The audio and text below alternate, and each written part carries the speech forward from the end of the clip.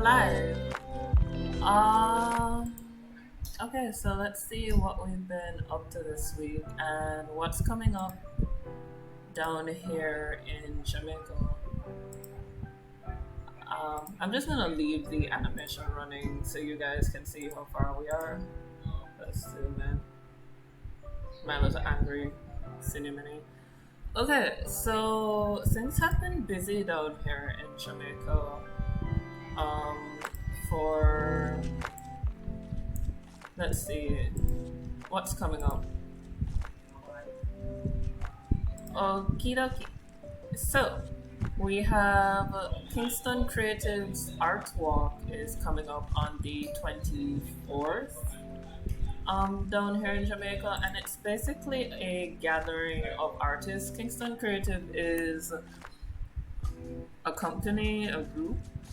I'm not quite sure. Recently found out about them, so I still have to do some more research on that.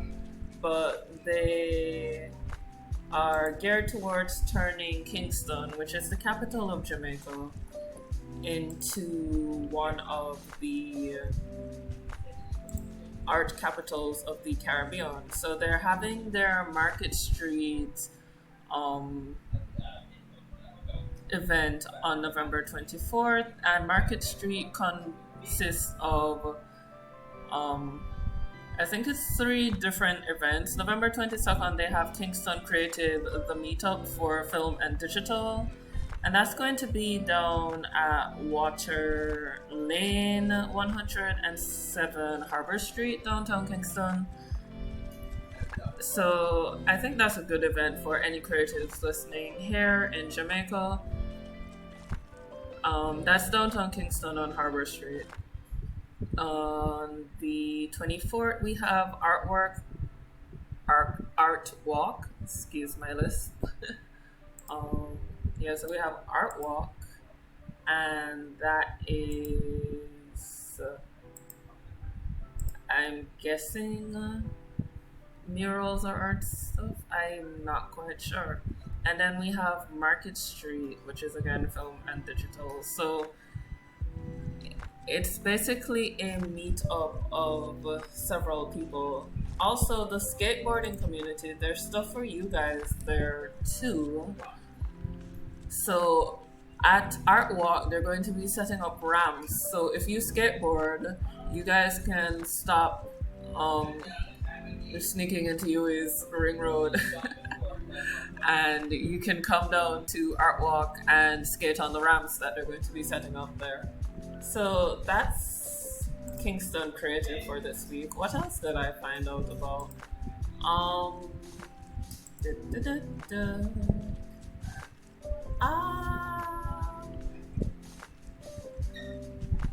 No, that's basically it. That's all the official news. In unofficial news, meaning my personal chit-chatting, the house got painted today, so I don't know what it looks like anymore, because I think my mom had to tell me our house is the 8th on the left.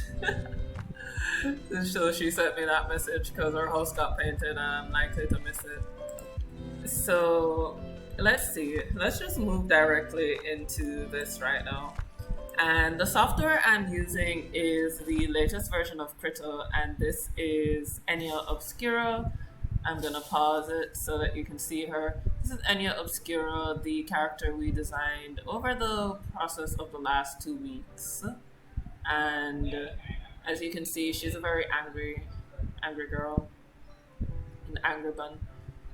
And we've already started the animation. I wanted to have something done so that you guys weren't like staring at me trying to figure it out. So this scene actually contains both Enya and Parry. And let's see. Parry, I haven't yet drawn Parry, which is, give me a second. Haven't yet drawn Parry, which is a sad thing. Because I spent all of my time focusing on Enya. So what's going to happen, and it's a bit of a spoiler, is that Enya is sitting at the fountain in Sovereign Center, Jamaica. And it's really hard to see because this is a really rough out version of the environment. I wanted to get the animation going first, and then I would work on the background separately, perhaps off stream. I usually share that with the people in the Discord and the people on Facebook. Instagram is currently under construction. Yes, Fawn, she's angry. She's an angry gun. And so the idea behind this, and if I turn off the background layer, that's layer 45, and I turn on this, is that this fountain, this very specific fountain, it's sort of a glass elevator in the back. So that's what this structure is right here. So I just put a placeholder for it. And then there's two fountain things right here. And what I wanted to do is from the ground to here, we're going to have Parry sneaking behind Enya. When Enya stands up, because this is a setup, guys. I just want you to know this is an absolute setup. Let me turn it off. So when Enya stands up, Parry's gonna pop up. Once we get here, Parry will essentially grab Enya and pull. I have to watch my verbs here because I don't want to spoil the surprise. Pull her backwards into the fountain. And then Parry's gonna have to run for her life because Enya is probably going to exact revenge, and it will be swift and painful. So I'm still thinking about the relationship between these two characters. I think I pretty much have it fleshed out. It feels weird to say frenemies, but that's the closest word I can find for this right now. So that's what I'm gonna go with. Alright, so what I am mostly working on, I have here, and I can't zoom in on it. Actually, I can. Let me see if I can get the magnifying glass. No, that's just gonna confuse me. But I have this is set up into Enya's key draft. So I have her hair on one layer, her expressions are another layer. Both of her hands are not drawn yet. That's another layer, and then her body. And then I have a layer for shadows, which will be lighting put in separately. Things I recently discovered in Krita: how to use onion skin. Turns out I just didn't turn it on because, that's what happens. So if you're new to Krita and you're using Krita for animating and you still haven't figured out onion skin, you can turn it on by turning on the light bulb here. Here's the trick though. The layer has to be added to... Well, first of all, you have to draw on a frame, and the layer has to be added to the timeline. Because Krita does layer management in the timeline where you have to add and remove the layers manually. Unless, of course, you have selected a layer, in which case Krita does it automatically.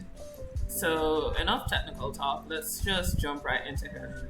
So there's a few principles of animation that I really going to cover today. The main one is probably squash and stretch, which is the most famous one, and I've really done it here with Enya's face in terms of the... Let me get rid of all of this. And her expressions are my favorite. So she's basically this squashed circular head, and then we have to basically pull this squash, pull it down, all the way down. You can see her anger intensifying. And then from here we go straight back up, and that difference creates a very nice there we go. Oh, I can actually stop it. Why am I doing this to myself? Okay. So it creates a very nice motion, and she's actually shouting, "Hey, you." I told you that this is a setup. She is being set up. The person she's shouting at didn't just happen to be there. They're working in conjunction with Parry so that they can play a prank on Enya. So there's that. So while I'm talking to you guys, I'm just gonna start filling in some more of her expressions, because you'll notice as we move onward, she's even losing her clothes at the end of this. So perhaps it would be easier to just fill in her clothes. And the circles are really just there to keep track of her dress, which looks like a giant tutu. Alright, so Enya's dress is another thing that we have to squash and stretch because of its weird design. It's like a open. Honestly, it looks like she's wearing a pin cushion. So we have to essentially squash these circles around, and there we go. We're just gonna squishy squash her up. Okay, I'm on the right layer. And this is going to be a secondary action, meaning that her skirt isn't going at the same speed as her body. It's always behind. So her dress, instead of being back like that, it doesn't really. This is gonna be an interesting thing. I also think I'm missing some keys, but I'll deal with that later. So we're just gonna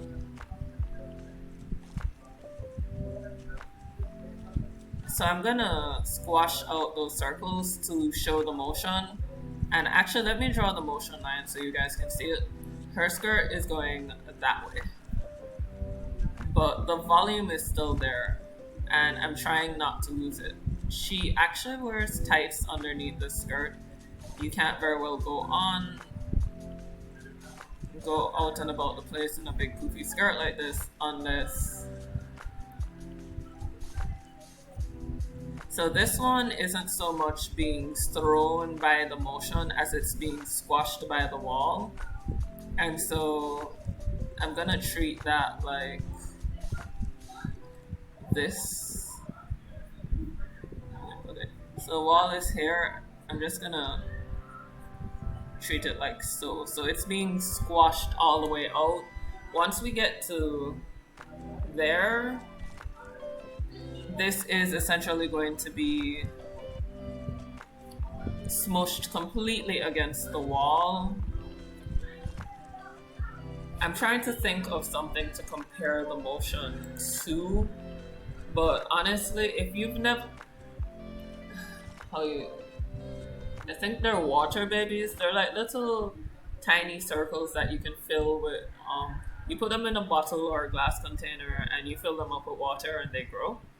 If you've never like squished one of those, that's the kind of motion that I'm referencing when I imagine Enya's dress in motion. That sort of squishy, bubbly sort of feeling. And this is just a rough draft. As I play it through,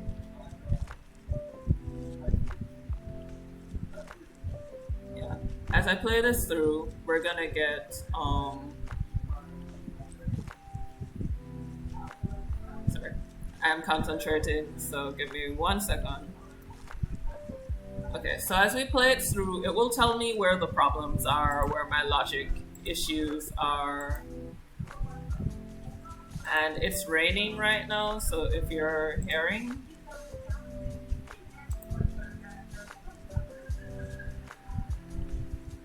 I think I'm gonna turn that tint up so I can see it and change the color of the frame to something more visible. So let's change that to blue. And now I can see it better. And let me check. Can you guys see this? Okay, so what I did was I opened the onion skin docker. I've set this up so that none of my panels block your view of the animation. And yeah, I'm sorry, I just read Didac's. I just read Didac's comment. So yeah, I opened the onion skin animation docker and I changed the color. It's a very easy docker to use. It's just click, click, select color. And we're there. So, to answer Didac's question, Didac said, "Your sea monkeys, you're telling me you squished a sea monkey before," and Fawn says you haven't.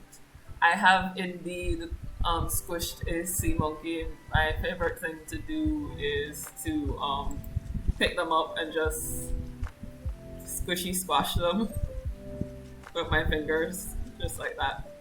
It's my favorite thing. Just like that. That's a giant sea monkey. They're usually like that small. But yeah. Of course I've squashed sea monkeys. Haven't you ever wanted to squish a sea monkey, Dai? Dai says murder. I did not say that. I did not admit to anything. I don't know what you're talking about. You should get that checked out, man. Murder of what? Okay, so this is here. Okay, so the first problem I'm seeing with this is, and let me bring that up. I'm losing volume here. So let's see. That is there. That's not on. That's not on at all. So I'm losing a lot of the volume. So I'm just gonna come here.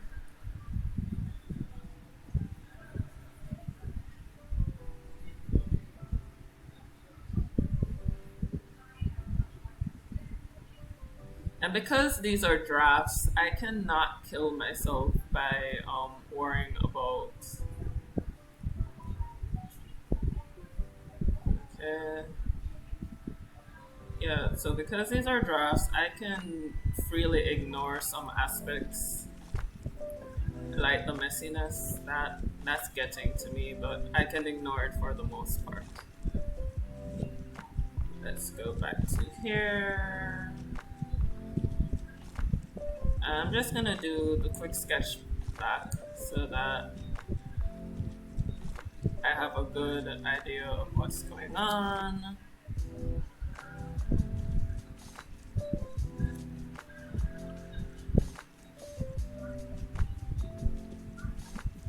Okay, my comments are being deleted. Well, okay, I'm not sure what's going on because I don't have a notification of any comments being deleted. What did the comment say? Send it to me in Discord.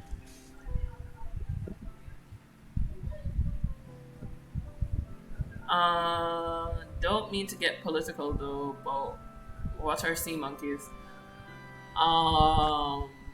That's a good question.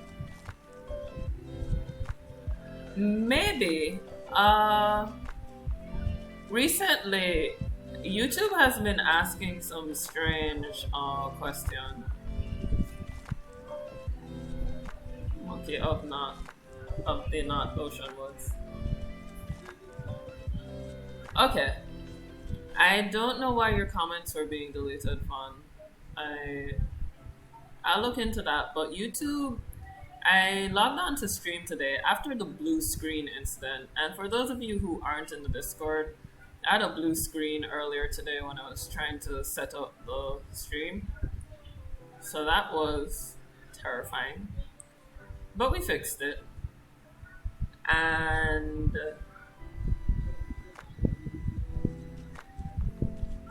YouTube was asking if the channel was made for kids or not. And my question is, I don't know.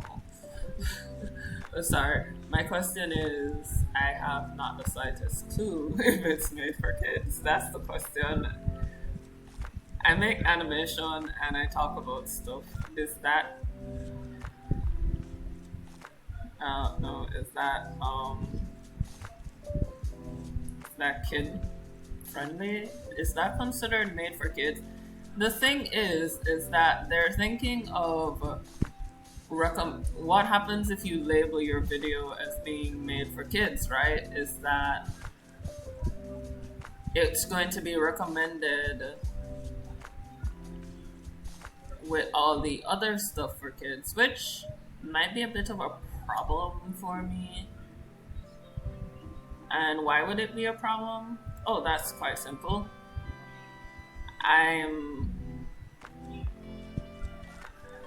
It's okay, so it's not that simple.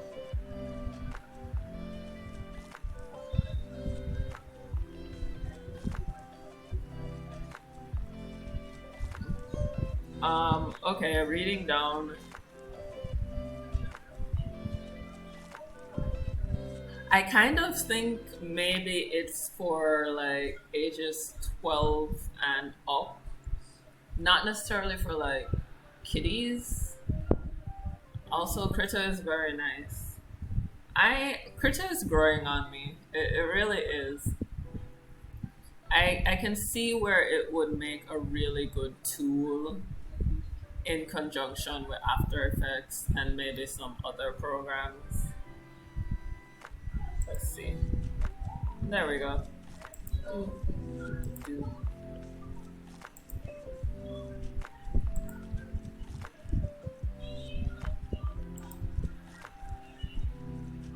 Alright, and let's just play the animation.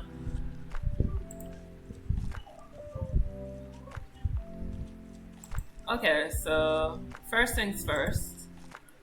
It's way too fast.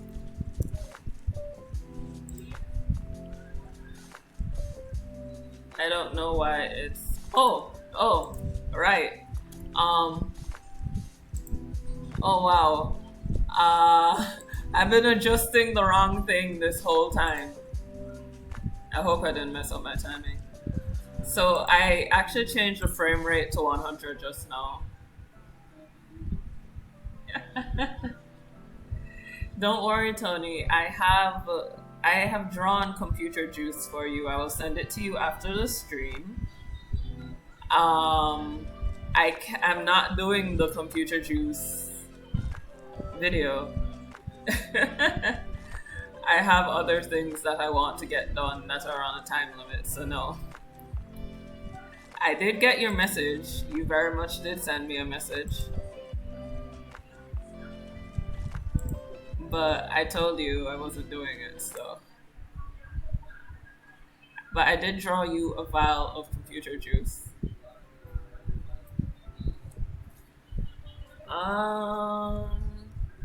Let's see. Ultra gravity. Perhaps. Okay, so we've got that. I'm still troubled by the last section. I think I'm not sure if it's the timing or the spacing. I feel, hold on, if I do this, that. So these are my frames. The purple ones are the past frames, and the blue ones are the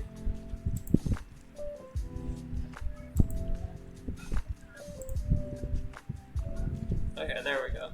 The blue ones are the future frames. And actually, let me do it this way. So if I go here.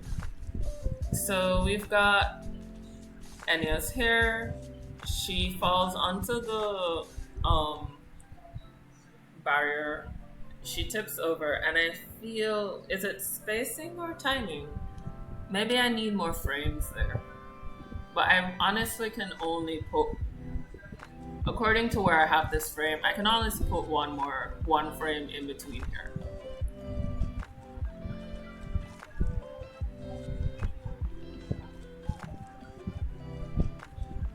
Ooh.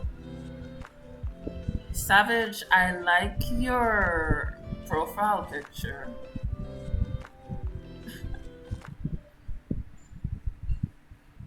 But yeah. So I think if I move this out maybe by one frame, or maybe two frames, I could put another frame in here.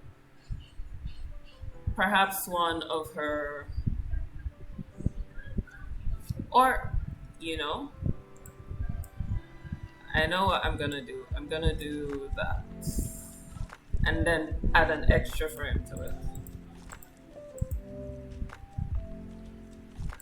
So if I do it like this, that's the frame where she falls off.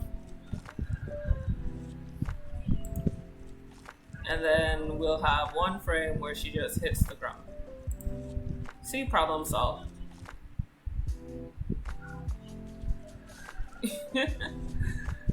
Oof. And I'm not sure what's going on. So I don't know why give myself this to do, because the perspective in this frame actually hurts my heart. So this is the keyframe, and I drag it here. And now another technical thing about Krita. If you have Krita creates your hold frames automatically for you. So if you go between two keyframes and there's a hold frame there and insert a keyframe, what it does is it deletes every hold frame afterwards until you draw something, and then it will recreate your hold frames for you.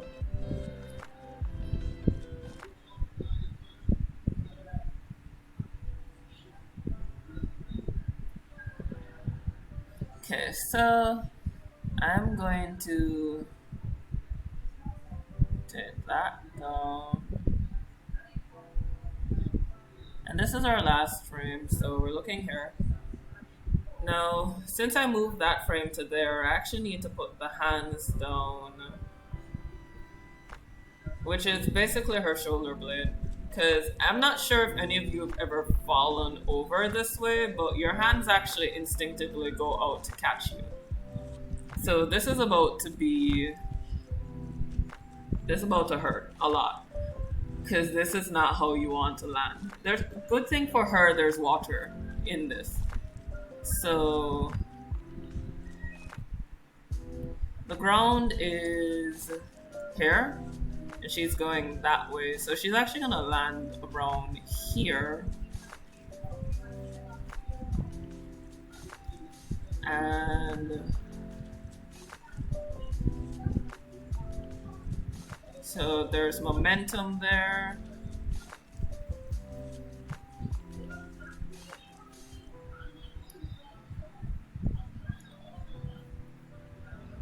So that's where the shoulder blades are. We actually can't see them. Right here is the rib cage, and we're gonna come up. And keeping her proportions in mind, that's 1, 2, 3, 4, 5. Her feet actually come all the way down. So that's a whole. Let me fall like that to check. Be right back. If anyone knows where Fawn lives, just send an ambulance. He's about to go hurt himself. It's too late to tell him to stop. He's already on the track. Okay, so this is where I'm assuming shoulder blades are. Don't quote me on anatomy, I'm just doing quick sketches right now. That's where the rib cage ends, stomach area, groin area. And she's all legs. Most of my characters are all legs, just in case you guys didn't notice.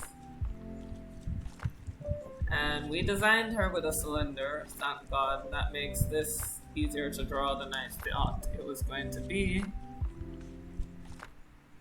And her feet, so she's here. And actually, let's change that. The momentum is not going to allow her to land this straight. Since I changed it, momentum is going to take her and set her something like so. So whether she goes all the way over or not. So she's like, we're looking here.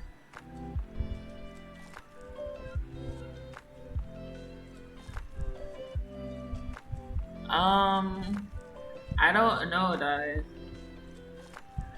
Can I tell you, I actually dialed that number and it was wrong.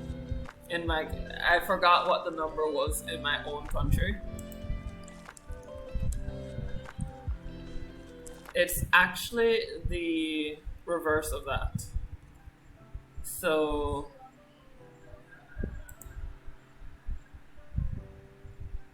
yeah, it's in Jamaica. You reverse that number in order to get the police. So we have 119.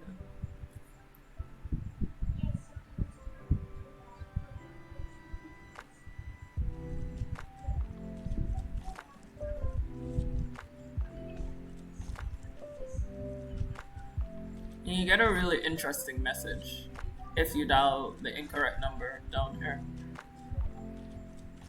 Okay. So we're here. And if you guys are wondering why she hasn't suffocated herself with her boobs, it's because she's flat-chested and has... She's no older than 12. Guarantee it. 1, 2, 3.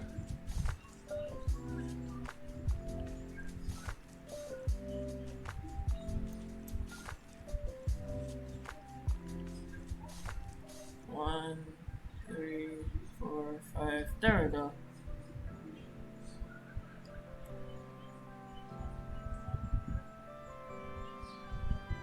So you got that there and that there. And this is kind of hard because it's a really weird foreshortened position.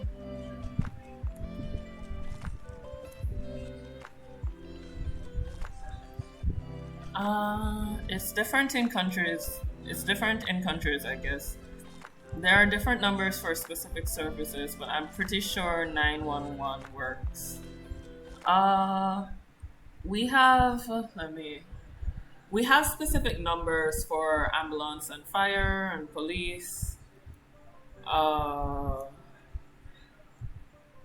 and stuff like that. However, if you dial 911 here, you get a message that tells you what the actual number is, and then it tells you to call that number. Which honestly, I'm thinking is counterintuitive to the whole idea of a emergency number. My thing would be to have both numbers work.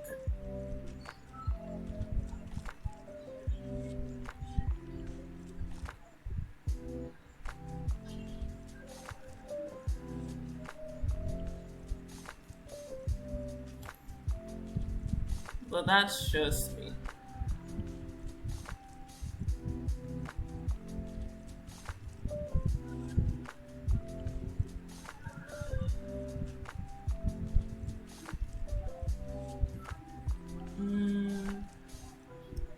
Guys, you're literally watching me create perspective right now.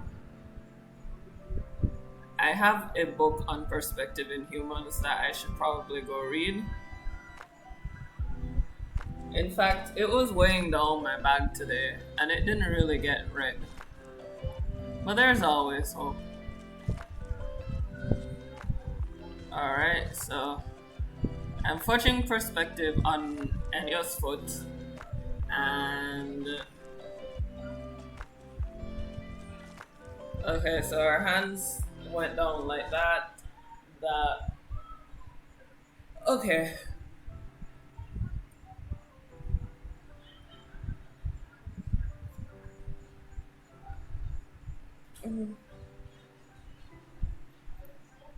Ooh.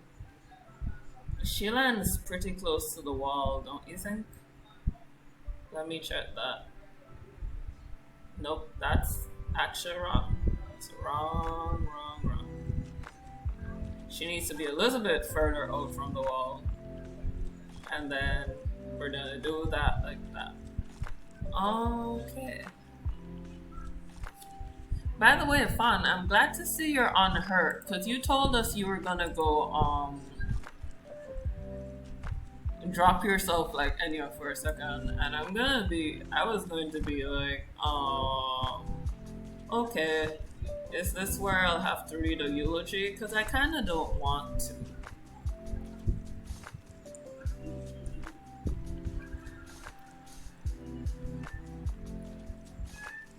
Kind of like you guys alive and well, you know, things like that.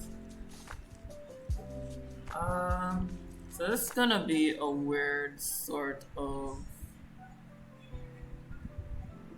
There we go.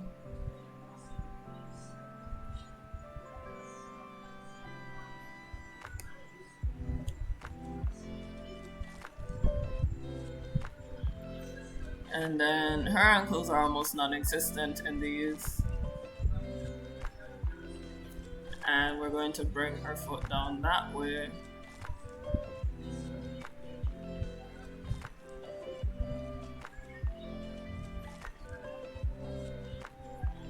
Bring out that middle line.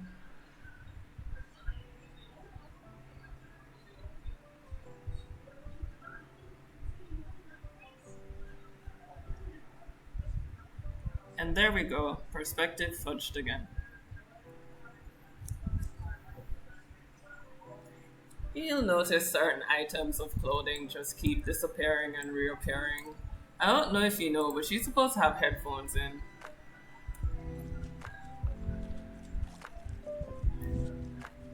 Oh, you meant like that. I thought you meant you were actually gonna find like a wall or something to fall off of. Okay, I'm really happy. Did it hurt? Cause seriously, I tried this. I've actually fallen like this in a gymnastics place when we were doing cheerleading, so I know this hurts. Like when you take one of these falls, and we were supposed to be learning how to do I think we were supposed to be learning how to do tumbles, but they wanted us to learn on the ground. And you're supposed to tuck your head and everything under so that you specifically don't land like this, because this hurts. But didn't work out so well. Reading autocorrect messed up that sentence. I took way worse falls. What kind of falls have you been taking? Like, seriously. Alright.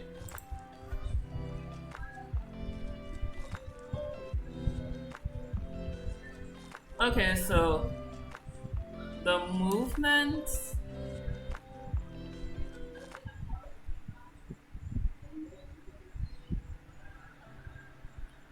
I mean, we're getting the distance of her falling.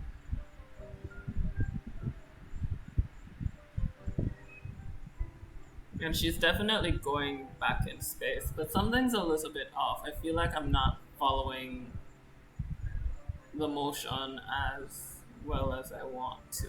So let's see.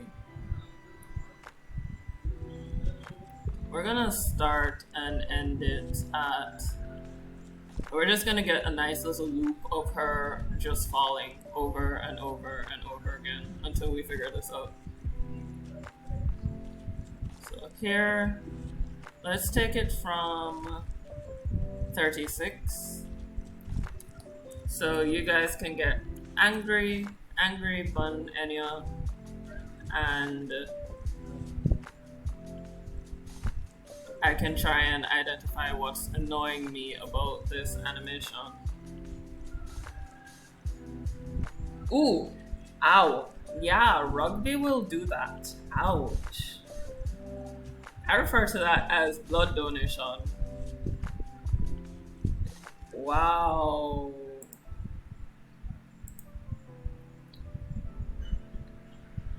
Having lived in America for a good few years, I have to say I prefer rugby to football.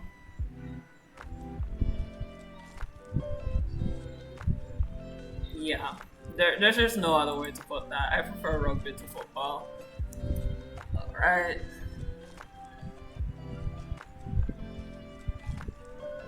Okay, I know what it is.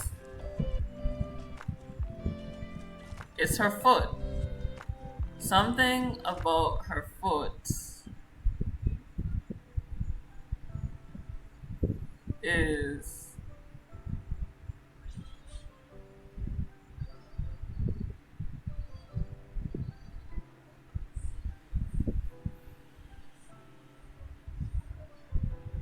annoying me. And I think it's this one. So her foot is annoying me. That's the first thing. So let's fix that.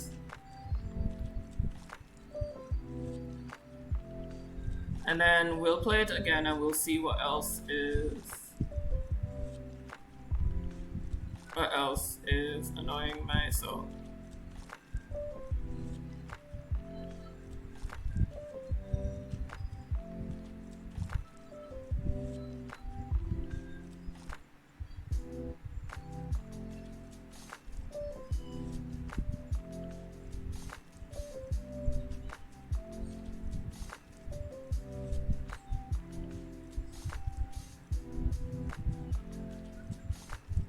Whoops. That's supposed to go that way. I know my left from my right. Ish.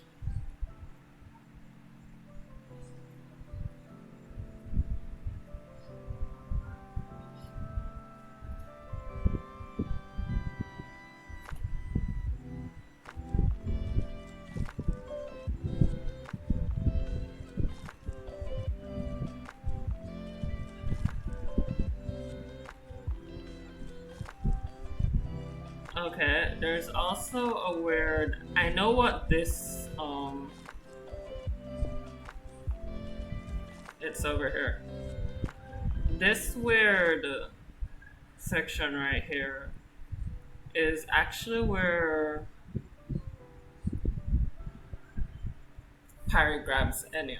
So, is it looking strange to me because Parry is not yet in the scene, or is it because, yeah, this section right here, she kind of does a little wobble.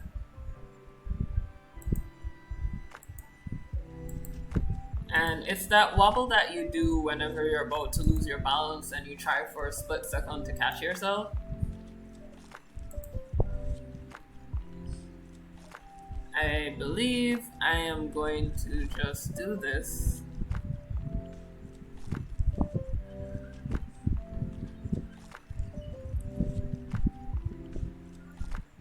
Move that quite along there.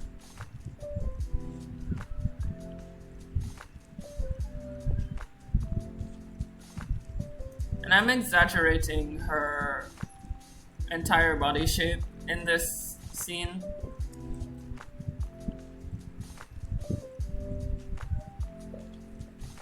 So that I can get this sort of elongated wobbly motion. So let's see if that fixes it.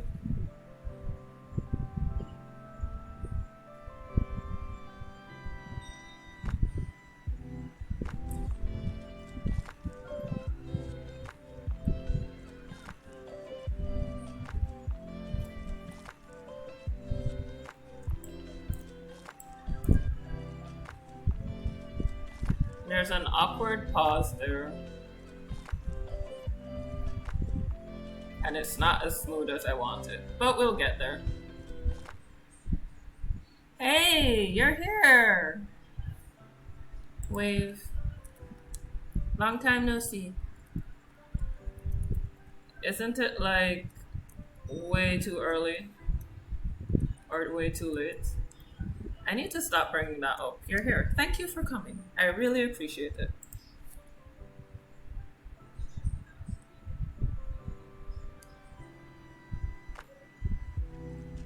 Okie dokie. Alright, so anything else that I want to fix about this? Her feet are obviously the focal point in this, and I think that's what's probably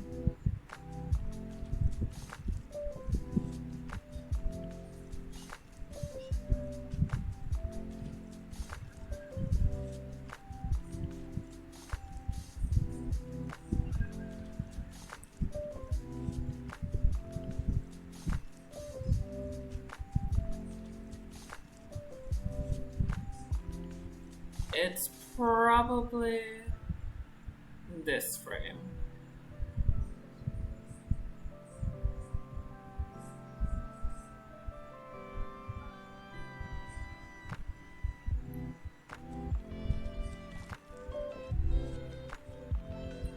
The turning in this frame is not right.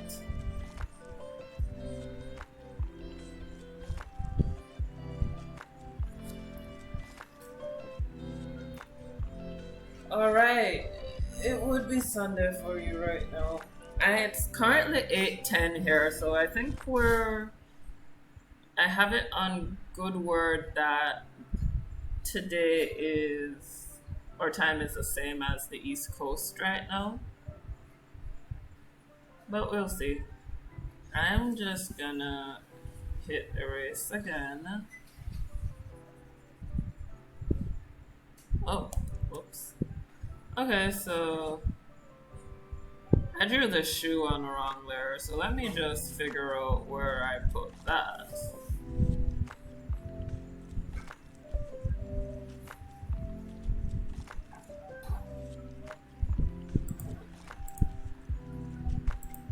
Okay, so it's on expressions.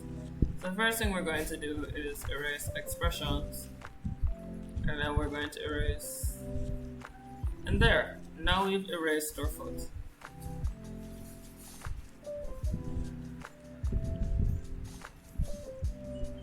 Oh wow, I feel that on a different level, needing to fix your sleep schedule. Mine is completely gone right now, and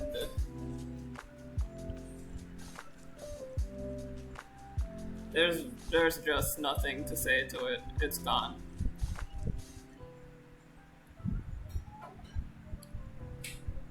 So are you staying up, or are you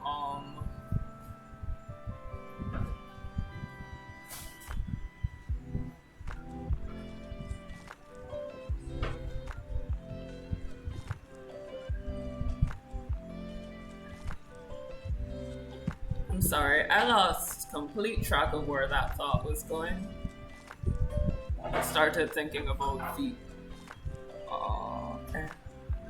Are you staying, is this like the long stay up to fix your sleep schedule, or are you just gonna gradually try and fix it? So.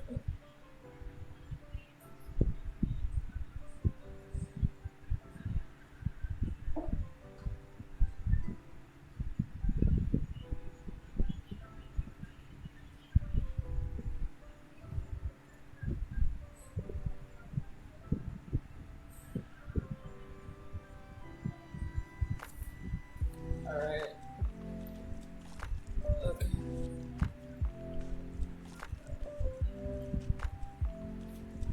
Okie dokie.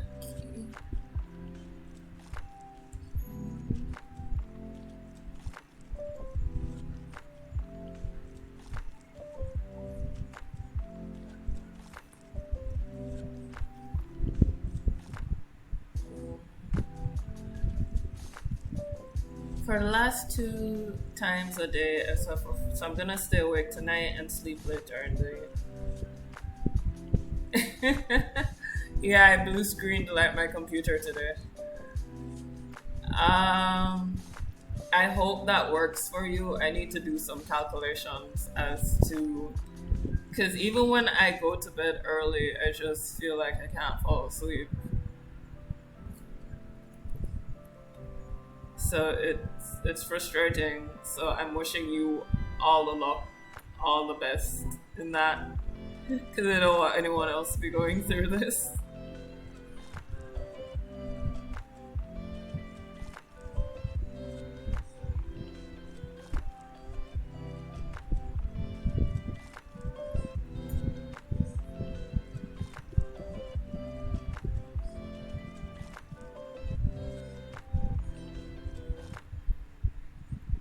Let's go here. I'm just gonna zoom in. Another fun thing about Krita, guys. Krita is really good at with the zooming. The zooming business on Krita is good. It's very smooth. The reason I'm bringing it up is I tried zooming in Photoshop the other day, and it betrayed me. It crashed. I just need to be tired, and then I'm sleeping like a baby. Does anybody else have sleep problems? I mean, apart from the usual university sleep problems. Also, if you stream on YouTube and probably any other place, YouTube is apparently having a drive right now. And the reason I'm mentioning it is because there's two blue banners across my screen.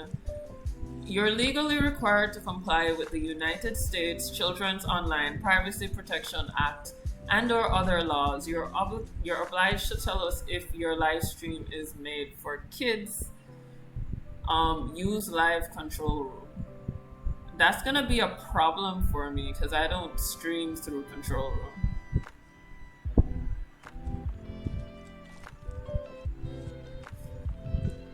I just need to be. I went to take out the trash and had to avoid like 8 snails. Kate,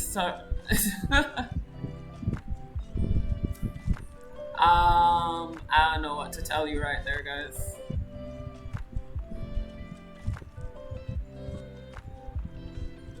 By the way, Kate, since when could you summon snails?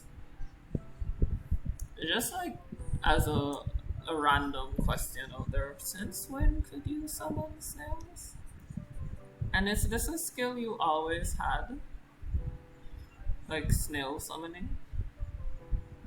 How does one become a snail summoner?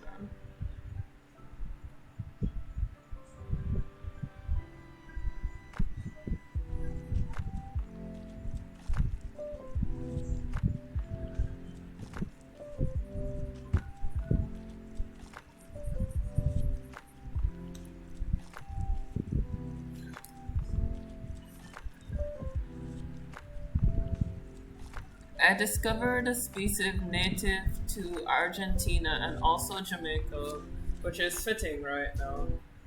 They look like they got a big mustache. We have native snails. We have, if it's small, crawls and or buzzes, I'm pretty sure it's native to a tropical region. I keep a few snails. I don't know what to say to that.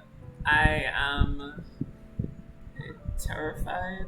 Is that the word I'm looking for? Is terrified how I want to say this? Yes. Creepy crawlies terrify me. Yeah, that's how what I was looking to say. They terrify me. Sure what they're made out of. And I mean, they look pretty cute. Don't get me wrong. Snails look cute. I just don't want them to touch me. in the slightest. They look adorable, which is it's kind of like it's against my natural instinct because my natural instinct is, oh, it's cute, let's cuddle it or let's play with it. But snails don't incite that in me at all, in the slightest.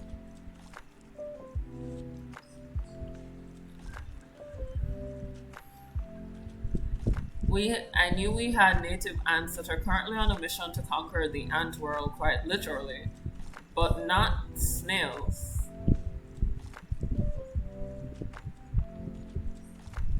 I wish I could pet a snail.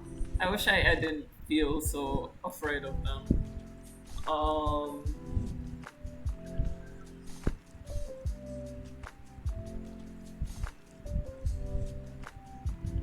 let's see.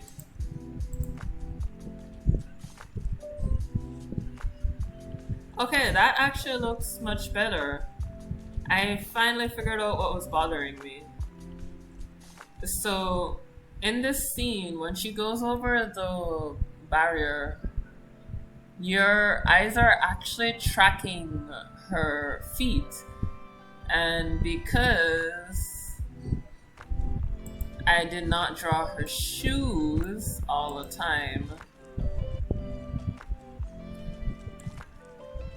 my eyes were tracking all the different drawings that came with that.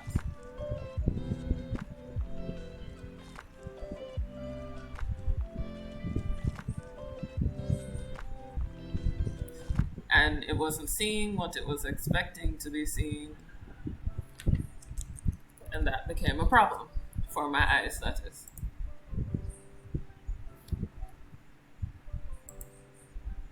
Guys, when I end the stream, can you remind me to send Tony his computer juice?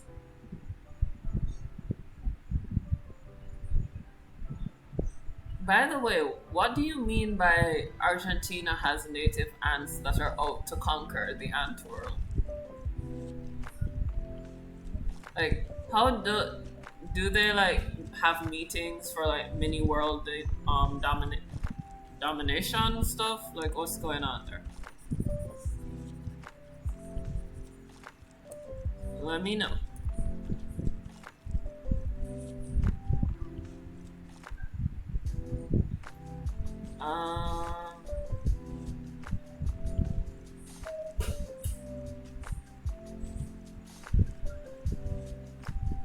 In order to get this perspective right, I literally have to draw a box.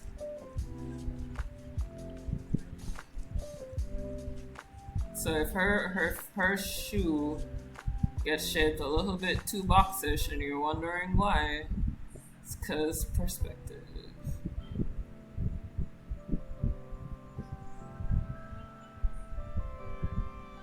Because I know how to draw boxes.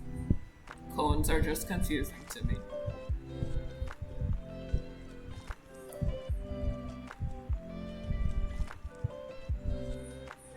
Just to observe or display, they're fascinating to me. In fact, you shouldn't touch them anyway. Only if you got your hands wet. Oh, right, 'cause salt. Ants are mad army boys. Please, I think we have... You can just drop it in I don't even know anymore. Which was originally the art channel, but I don't yeah, that's exactly where the name came from. I don't even know anymore what that channel's for.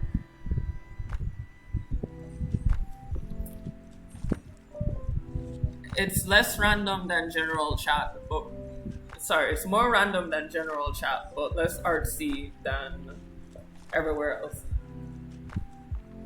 And so we come here. Alright, so now I'm gonna try this again.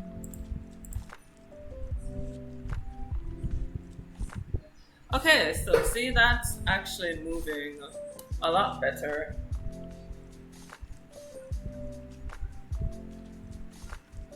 Now that you can track her foot, the motion of her going over this railing is a lot easier to track. So I'm gonna work on her other shoe, and that should make this a lot easier. Doo-doo. Doo-doo. Doo-doo. Doo-doo. There we go. 1 foot. Okay, so this is where we first lose it.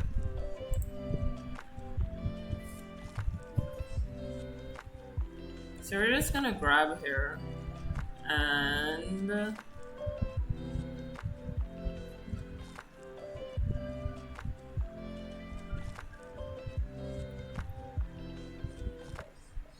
since it's slightly going back in perspective, I'm trying to angle this line just a little bit so that it still recedes. Then I'm gonna come up to here, up, down, and around. And guys, I'm going to just devote a section of my sketchbook to clothes and shoes. Nothing else, just clothes and shoes.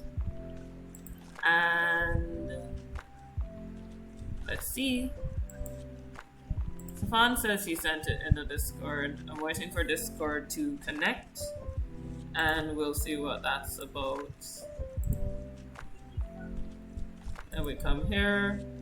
Lost a shoe again. Wow. I wonder if she should lose a shoe. Because this would be the ideal frame for a shoe to come flying off.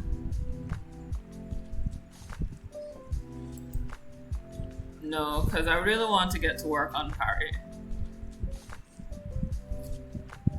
However, I believe in the future I could, in fact, have her lose a shoe. After I finish parry, if I have enough time before the deadline. So there we go. So that's a smoother animation to follow. The fact that all her feet are here. The next thing to make this animation more smooth is the other thing that keeps disappearing. Her dress.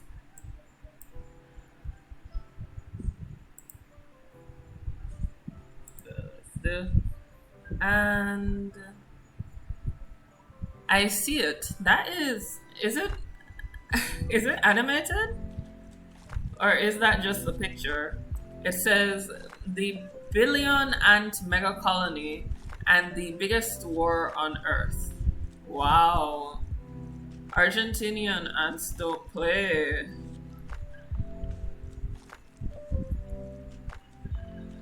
Argentinian ants don't play at all. Wow.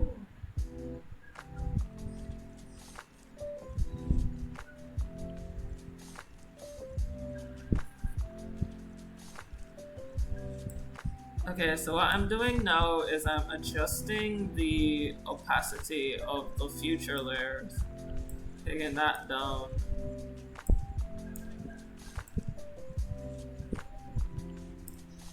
And I'm gonna make the previous frames green. Actually, let's switch that. Let's make the future frames green. And the previous frames, yeah, it can be purple. Good. So there we go. And now I can see quite clearly where that skirt was in the previous frame. So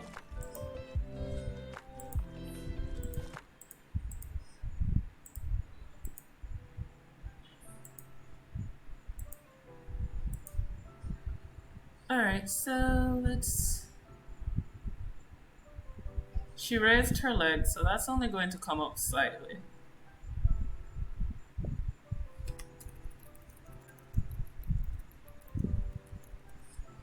I swear, Control Z becomes like a reflex for digital artists.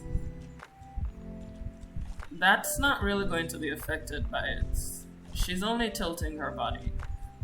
Where we're really going to have to focus is her feet, or rather her feet change because of Parry's weight on her shoulders.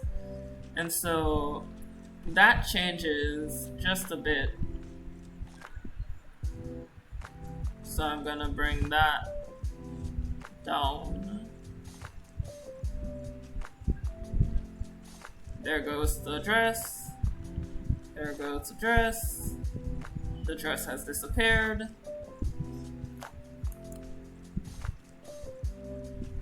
So there. The dress is essentially squashed right now between here. So like that. It's sort of squashed.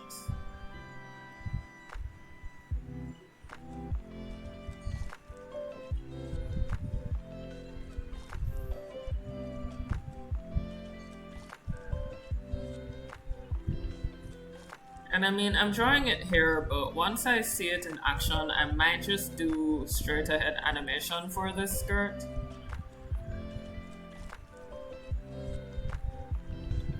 Cause it's like flat against the wall here. She's literally going over.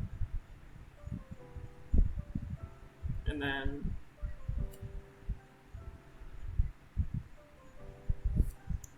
the momentum is going to have it something like that.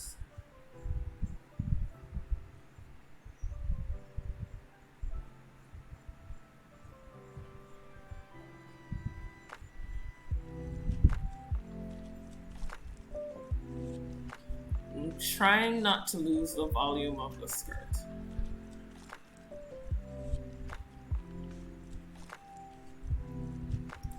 And in hindsight, probably should have put that on a different layer.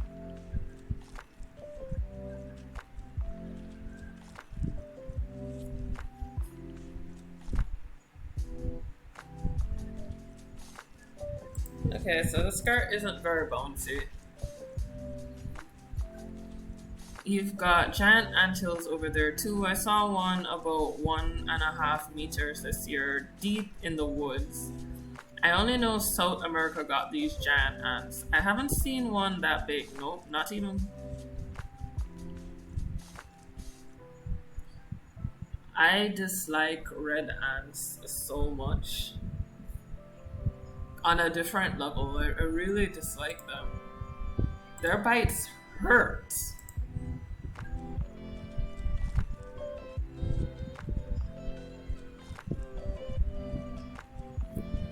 Okay, guys, so probably should have put close animation on a different layer, but it's gone, it's gone.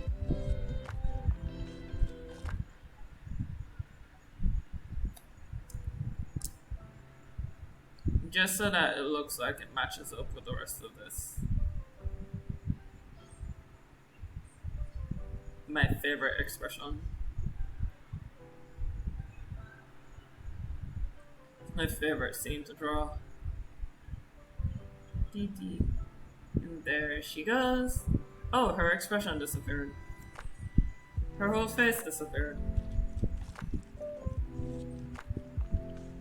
Okay, so I haven't put in any of the secondary action yet. We're really just keeping track of where things are. It's irritating me because I want her skirt to be bouncy and full of life.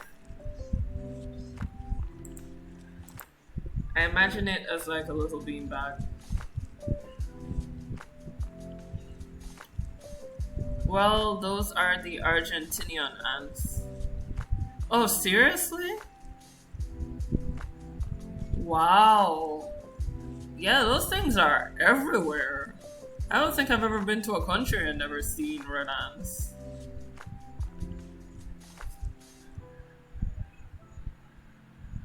They're on a mission, wow. Okay. I'm sorry, that was rude.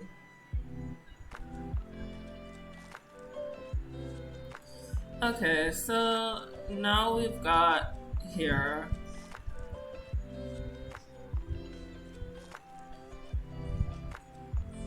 So I'm drawing her feet now.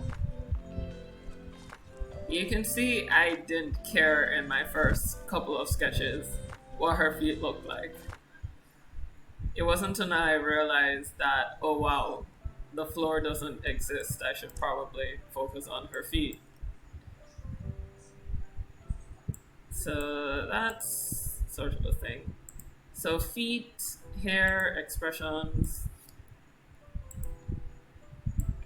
I mean, I've already realized how the feet help the animation progress.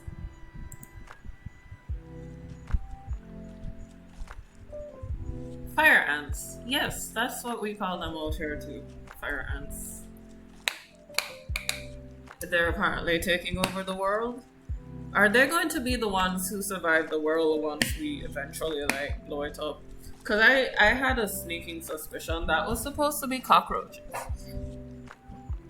And honestly, if cockroaches are going to take over the world, I'd rather not be here when they do. I'm just saying, as a person who fears giant cockroaches. I kind of hope that's after my time.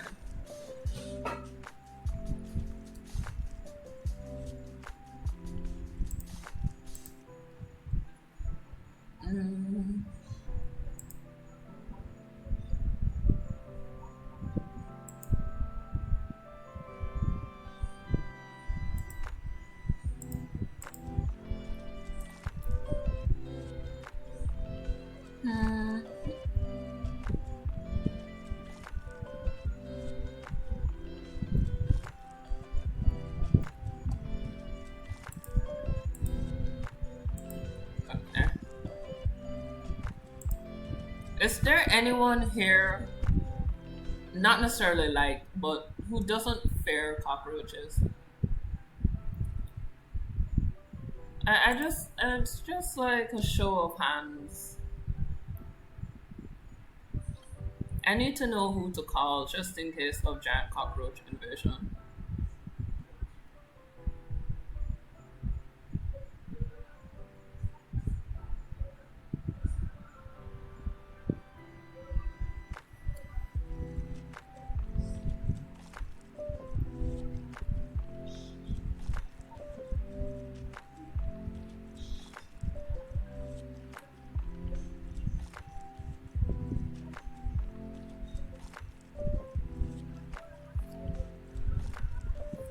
Alright. I'm just gonna hit save because I have a bad habit of working without saving, so let's just hit save right now. And I'll do the 2 frames for the feet at the beginning, and then we'll move on to hair, because hair is fun. And then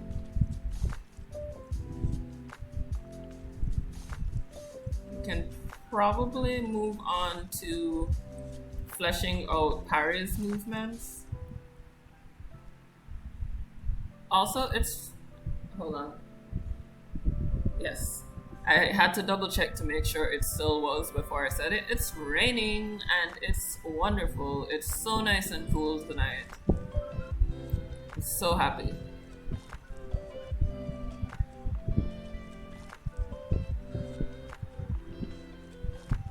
So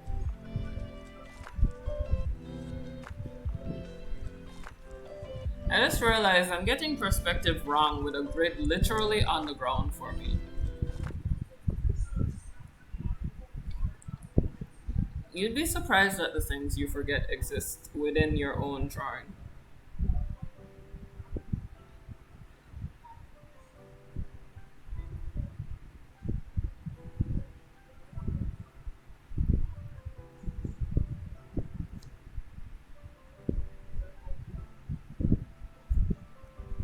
Okay, let's see if I can actually see what I'm drawing instead of just like fudging around.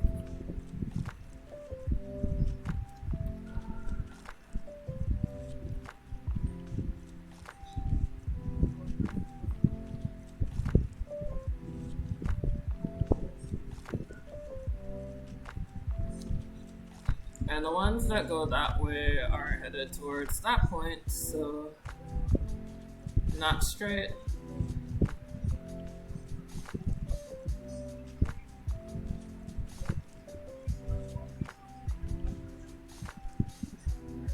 Oh, come on, man.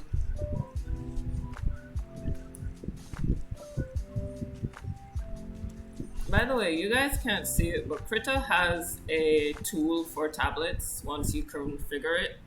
If you hold it down long enough, it will show it to you, and it allows you to basically take all of these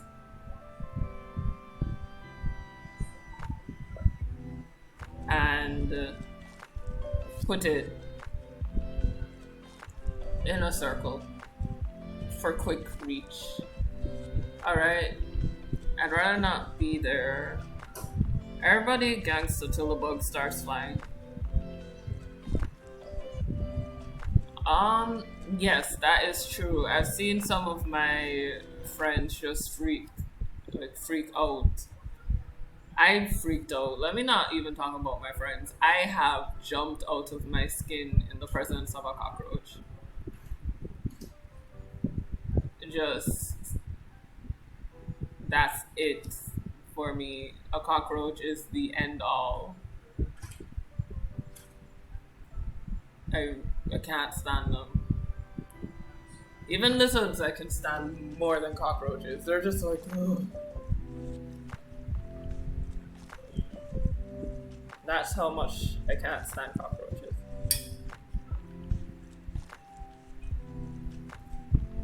Alright, so Enya has feet again.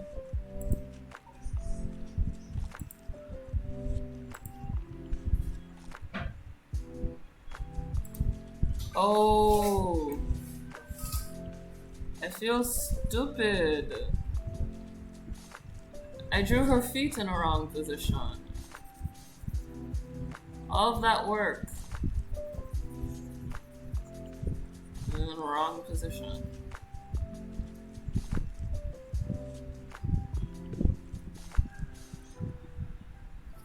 Alright, so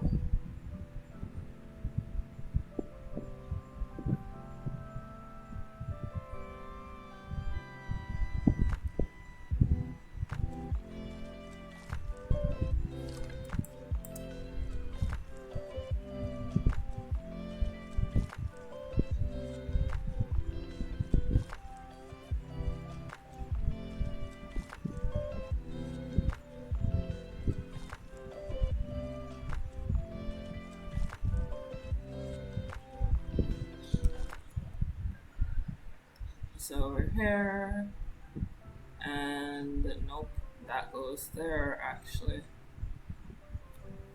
Ooh.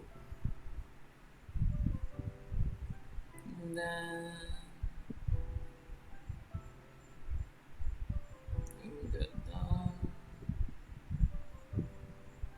Okay.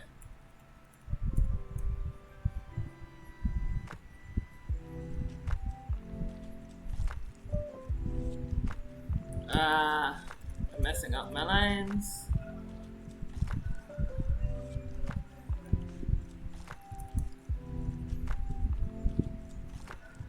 This perspective has me like, ah.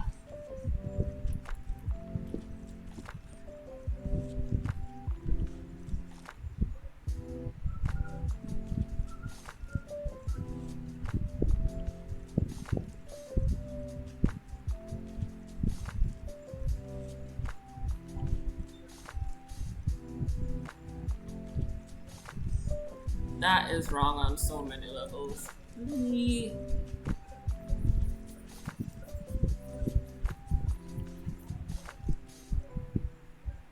It's wrong on so many levels. Let's see. Alright. I don't know if tarantula would be the correct name, but that's what it's called. I could have gone my whole life without knowing that font. My whole life. Well, I could have been happy not knowing that. Oh, wow.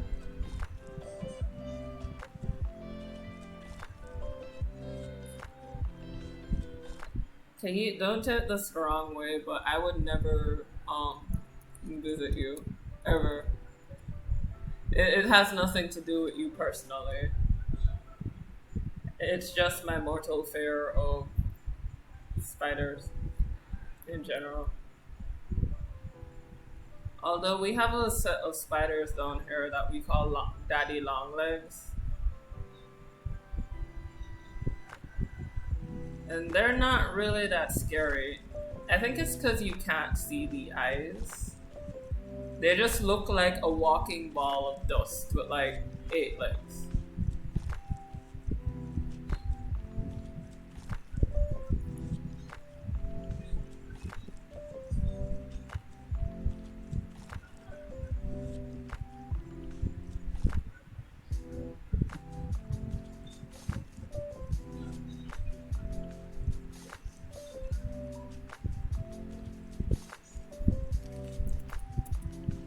Wait, when did my color change?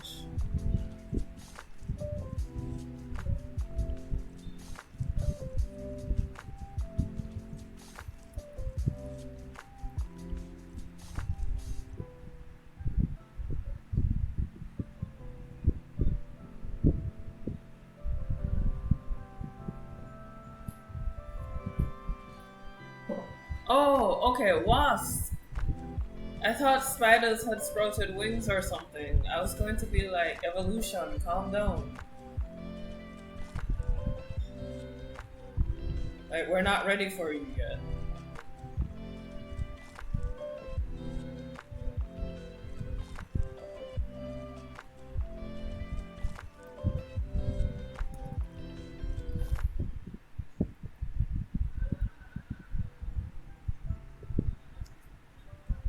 Alright.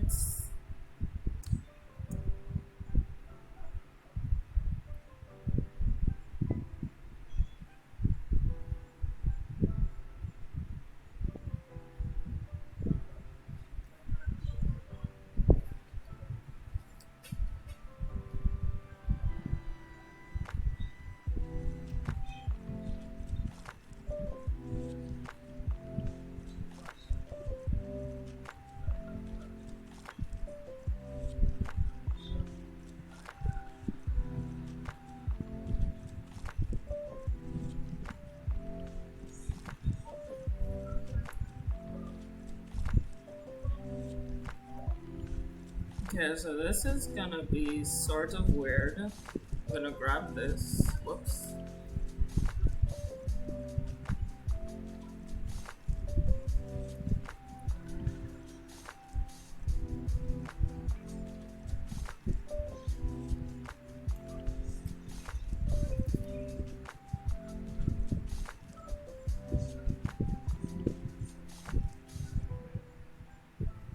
And there it goes again. My color changed, and I can't figure out how I did it.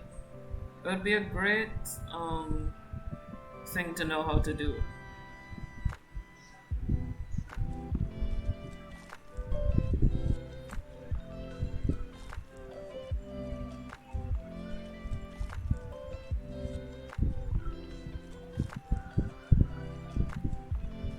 And let's fix the soul. Let's get in here and erase all of that. Curve it up just a little bit.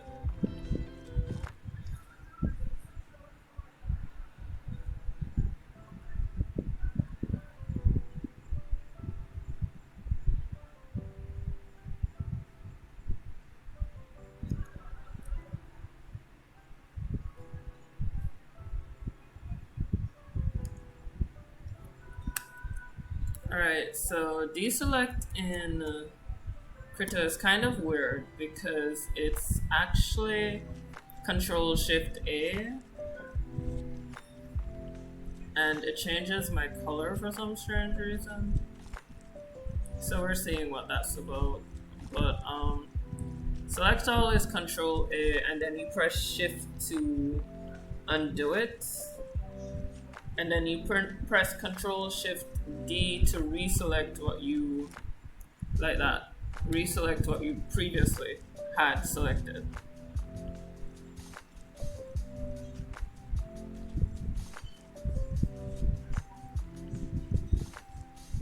So that's looking kind of weird because there's like three colors in there, but that's where it's gonna be.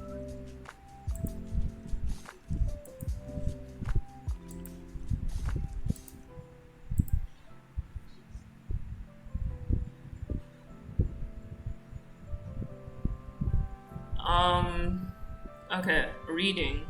I know terrestrial hawk. That's why you have wasps that kill spiders. Okay.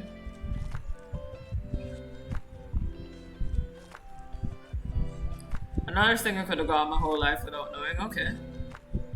Baby spiders use silk. Okay. Pretty sure when the wind comes up, they.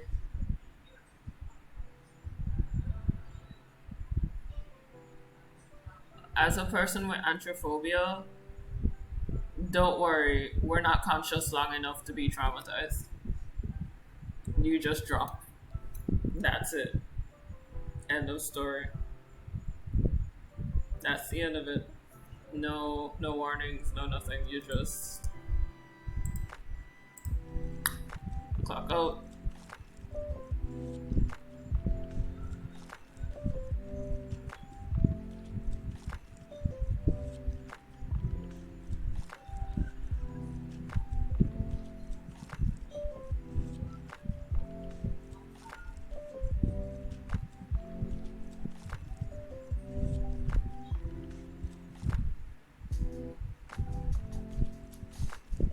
Alright, so we've got the animation's looking a lot more smooth now that I have drawn most of her feet. Not all of them, but most. And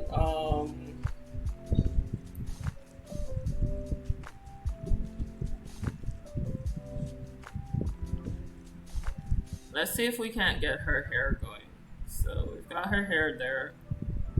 There. Look at that rage.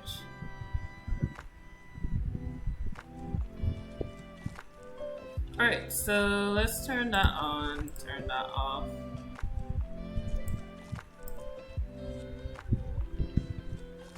Actually, I have to turn that on. I only need one in the future and one from the back.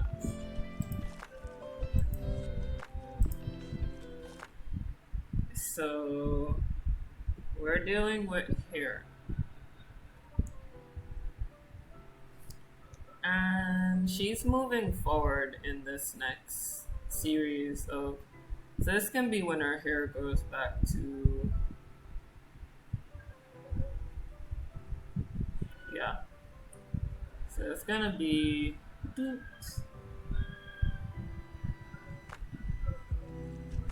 and she's moving all the way forward on this. She's not playing at all. And I'm trying to leave her eyebrows visible. Her hair makes her seem very non-threatening, which is, I'm not sure if that's a good thing or a bad thing. It might be a design flaw, but we'll see how that works. And her hair swings forward, so we want it to kind of swing back.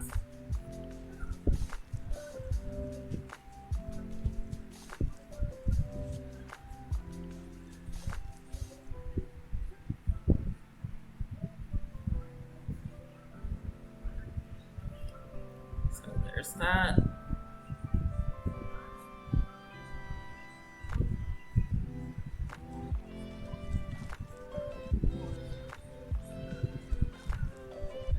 She's such a fluffy girl. That's great.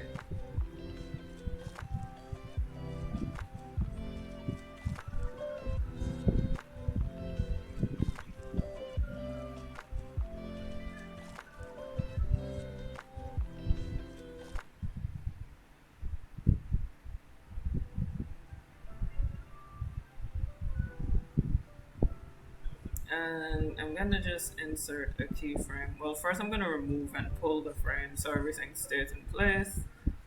Then I'm going to insert the keyframe. That puts that there.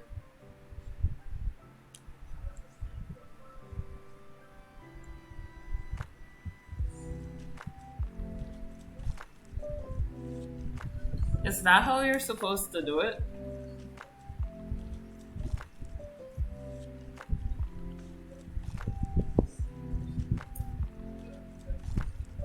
Okay.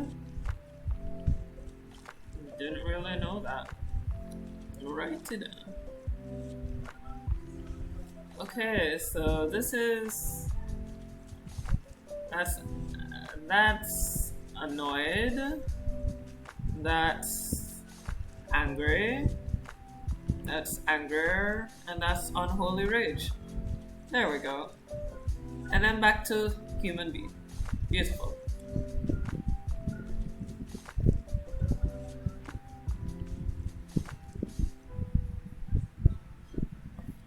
Actually, no, I want her hair to reinforce this angry. So I'm gonna cheat just a little bit right there on her hair's design. Because we're going for unholy rage at this moment.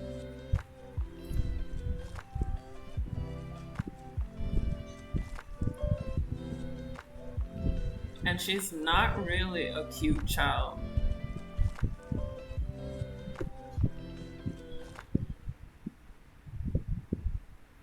I mean, she's cute, but she's not a cute child, if that makes sense. I'm thinking right about now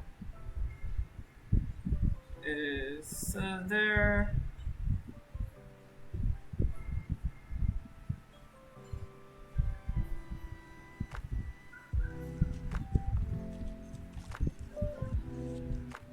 Yep. Look at that bridge.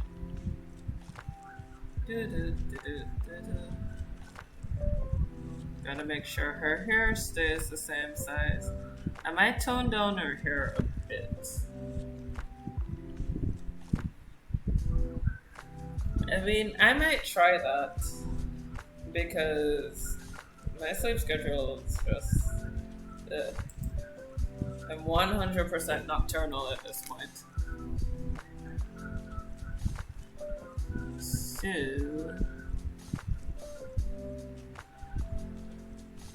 based on my drawing,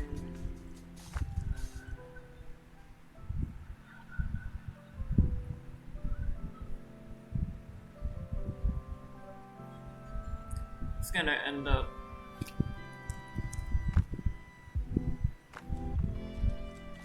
yeah, that's gonna be hidden. So there,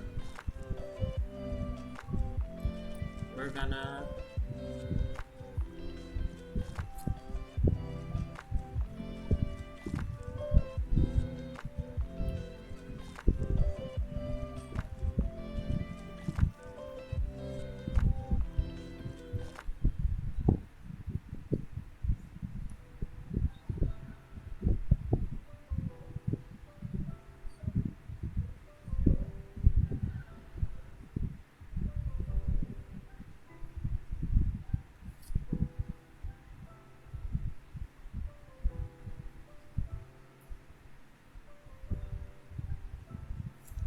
I'm just gonna grab and pull you. But before I get this far, let's just play and see what you look like.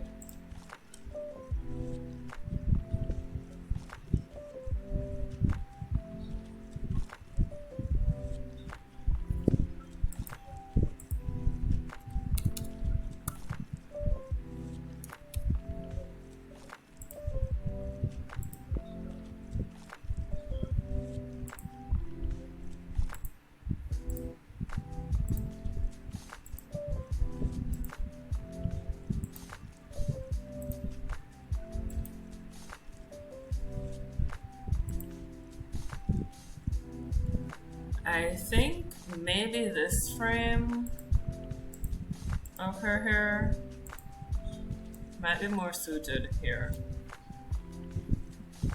If I move it just a bit.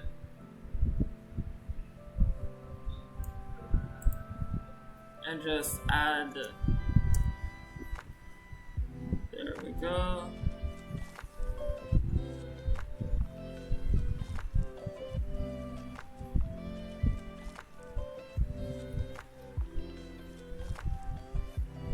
And then we come in here and we do one frame in the front, one frame in the back.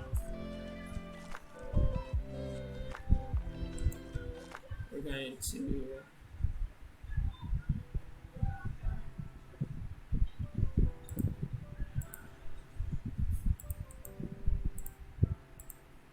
right here.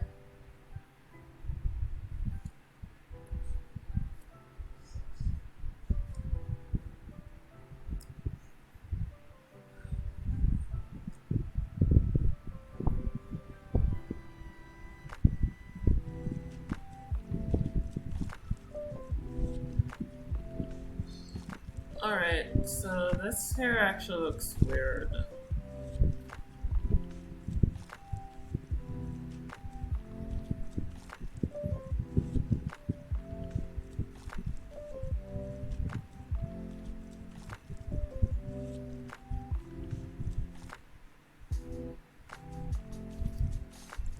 Yep, this framing is wrong.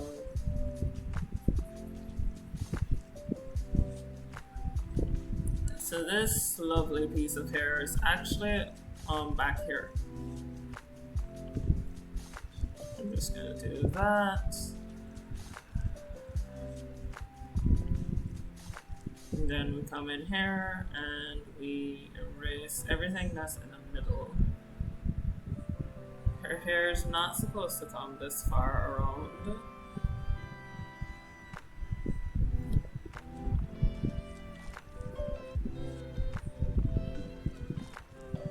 Her hair actually stops there. And then she's got that weird going on right there.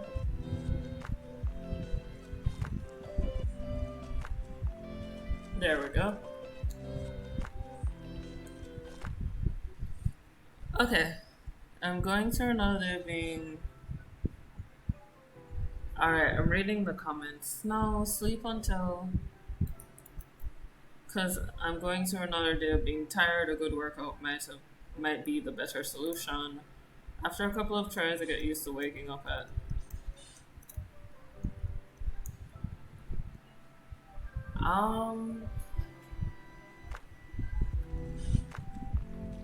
I mean, I feel more energetic after working out, but during working out, I feel like I'm going to die. I'm not sure.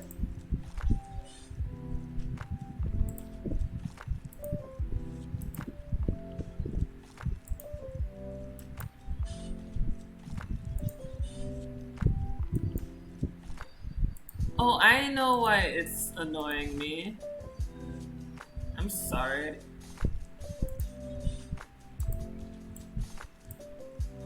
So I'm going to do hair, right? Because I'm going to cheat. Because it's all in the wrong color. That's why it's annoying me in the first place.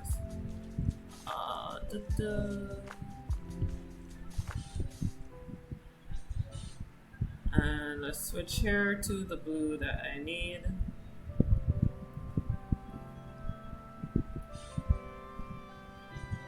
Let's turn on that.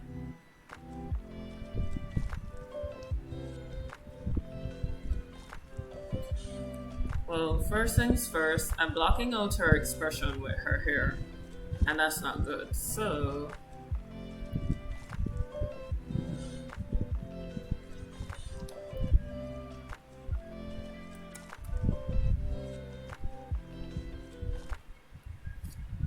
let's make her bangs just a little bit shorter so that you can see her expression. To compensate for that, I will make it fluffier, I guess. And then that's that.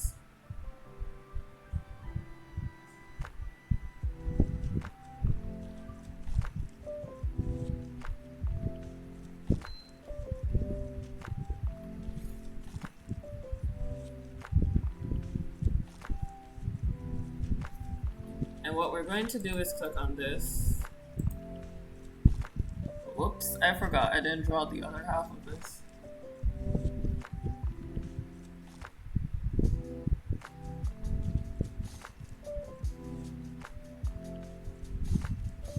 Now what I'm going to do is click on this and remove the keyframe. And see, Krita automatically puts a keyframe in there for me.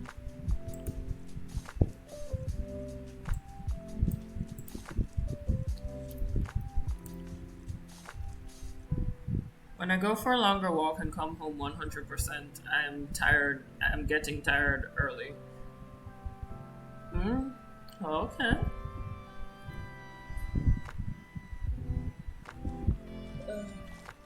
I mean, after this stream, I'm going to send Tony the computer juice thing.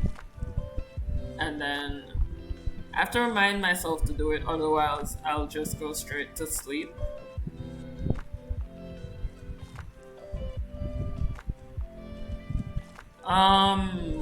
Whoa! What is that? I just saw Kayit's snail. Oh my goodness, that thing's huge! That thing, it should be in the ocean. Like, coral reefs or something.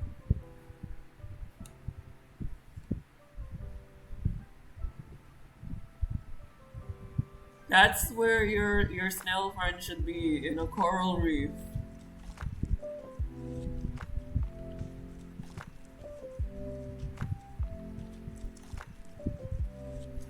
Should be in a coral reef.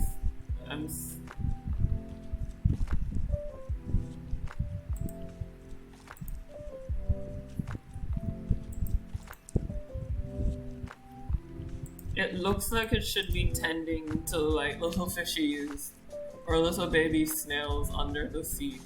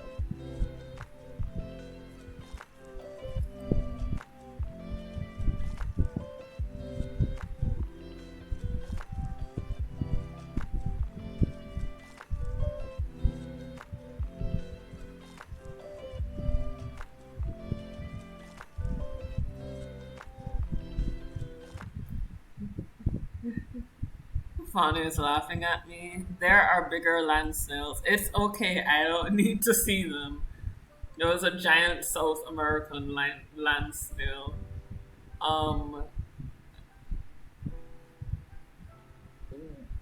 What?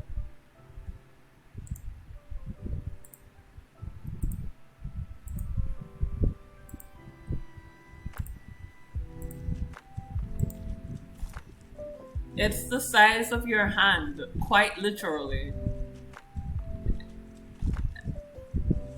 And I'm looking at the little wiggly edges and thinking it looks like coral.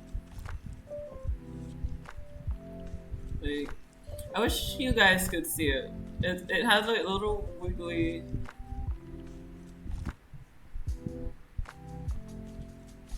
It looks like a wiggly thing. It just has this like I shouldn't go around sharing my traumas. Nope.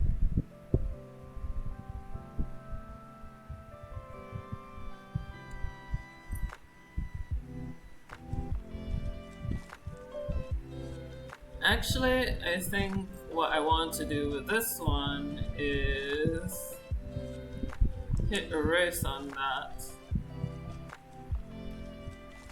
And then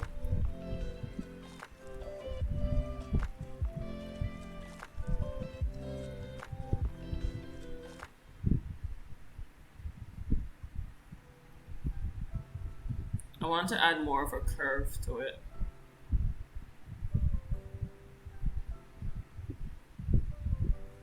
Just to show the motion that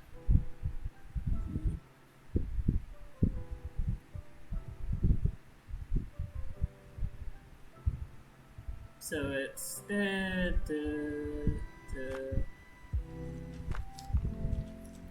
let's add one more so I can see what I'm going to.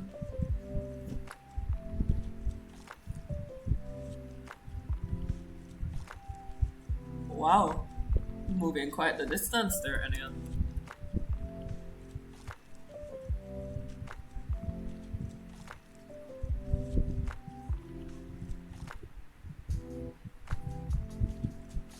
Look at her go. Unholy rage right there.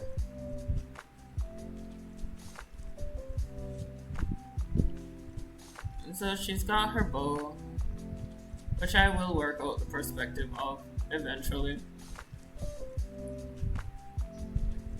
So we're going from swinging that way. Yeah, this is going to have to be, ironically enough,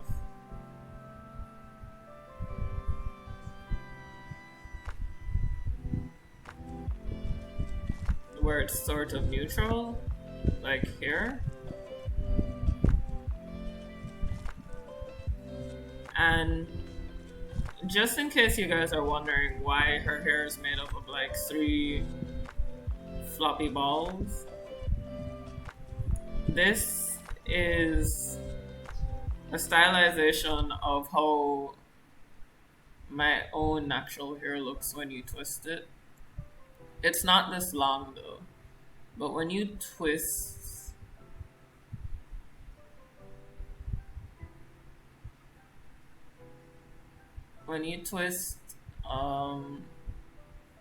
natural hair. Oh no, this is a plait. Give me a second. But plaits do it as well, but when you twist, there we go, or hair, and you leave it for a while, right? Unlike straight hair, it expands if you don't like redo it every year, so it will puff up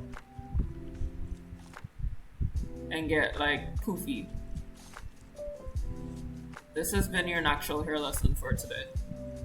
So our hair does this like whoosh.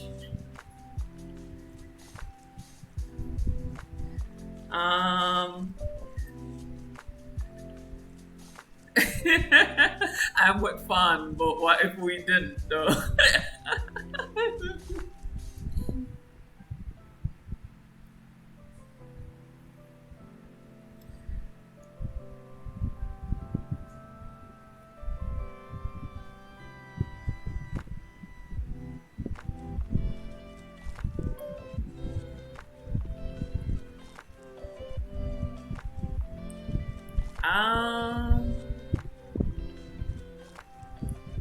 Well, I told you guys it's raining right now, right? So, in a honest to God way, this weather is practically the worst for our hair. When humidity kicks in, it's not taking any takes no prisoners. It's ready for action. Okay, so let's check how Enya looks. I did some sort of straight ahead animation there.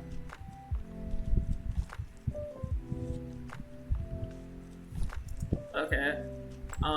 It created the whole frames for me, so what I need to do in order to see this properly is to insert a keyframe here and move and pull this frame so that now I can see what she looks like.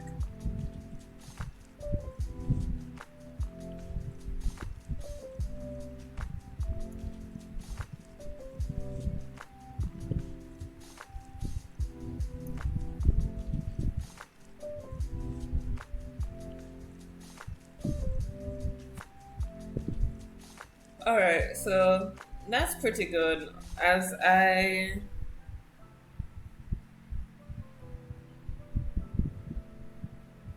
draw in more frames, that movement will get smoother.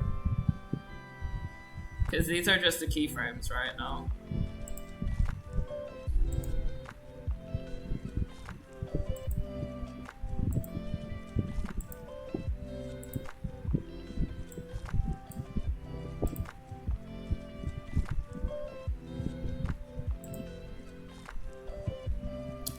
Poofy hair. I'm getting jealous. Yeah, humidity is like my hair is no longer in its natural state. However, it should tell you that if my hair were to get wet, it would go right back to looking like its natural state for at least a second, and then it would dry all frizzy. Give me 1 second, because the mesh that's supposed to be keeping mosquitoes out of our house is trying to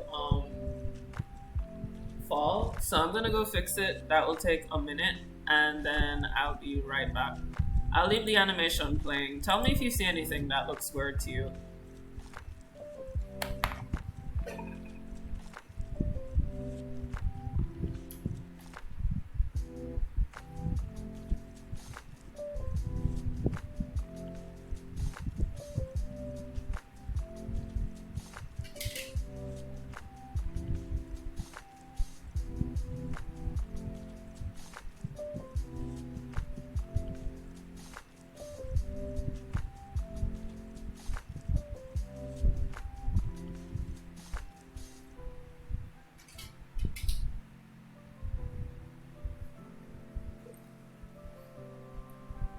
Okay, and I'm back.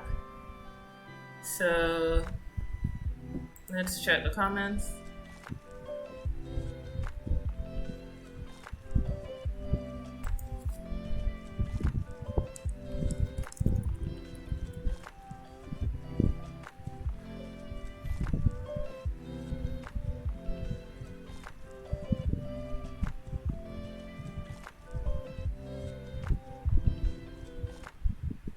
Okay.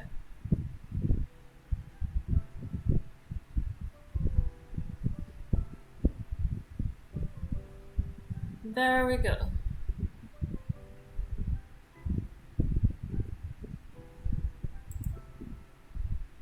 And look at that angry boy, small boy.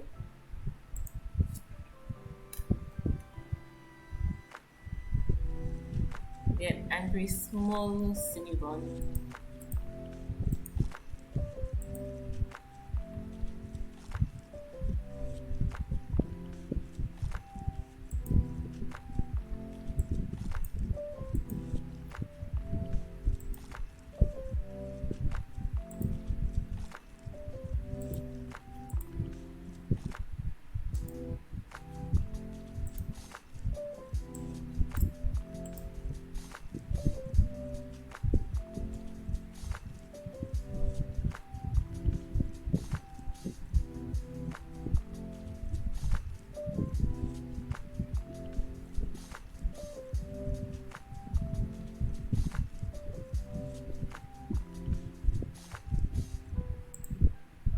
Okie dokie.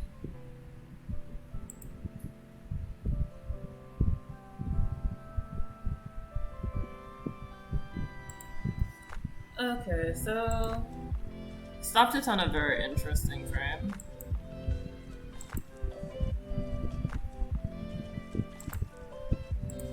And let's continue with her hair. So she goes from here to hair. Can I communicate shocked with hair? Yes, yes I can. So her hair will be shocked with her. And I think this is really the first time you guys are gonna see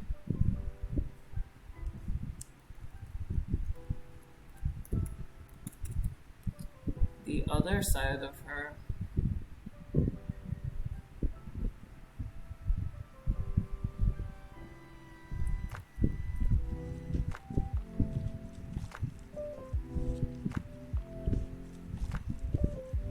Because Enya has little sideburns. That's what all of this on the side of her head was, the sideburns.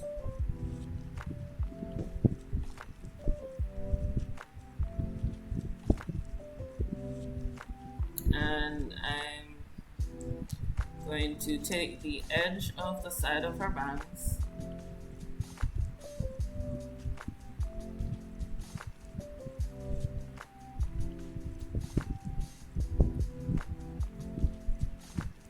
and if I'm doing anything that you guys don't understand, please tell me. I'm just doing this assuming you understand everything that's going on, but I know that's an assumption, so please tell me if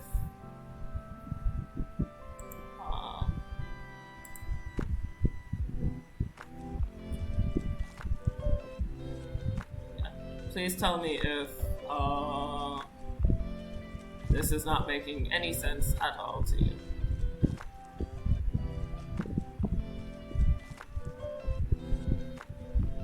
Here.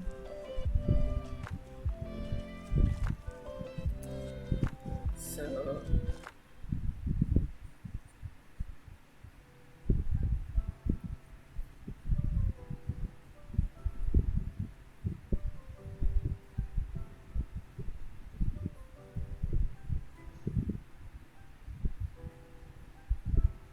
I just realized I left a ribbon out of this, so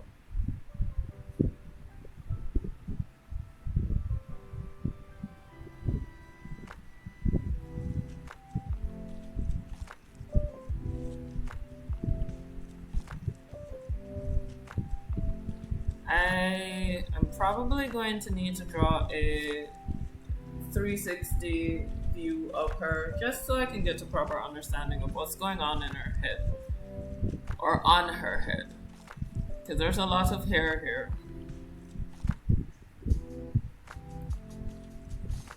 We're doing that. That's all the way back here.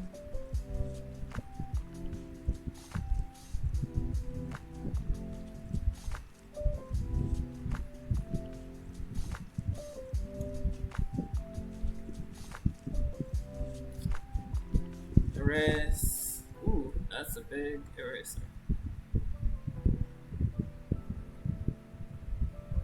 And let's turn off onion skin for a while, see what she looks like.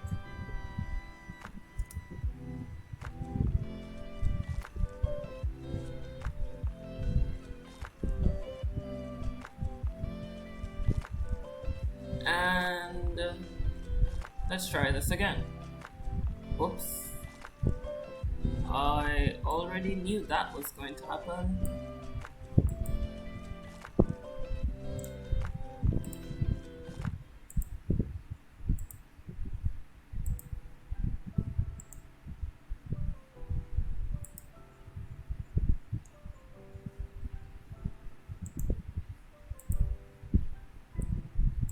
Okay, and play.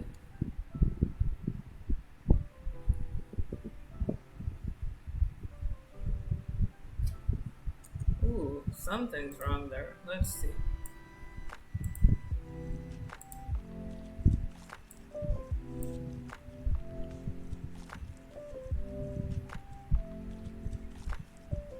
Her hair doesn't look like her hair. So let's fix that.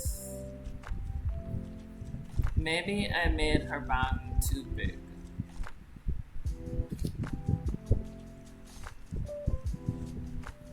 better if I cut down her bands like so. And I erase the top like so. Theoretically, we should get Enya.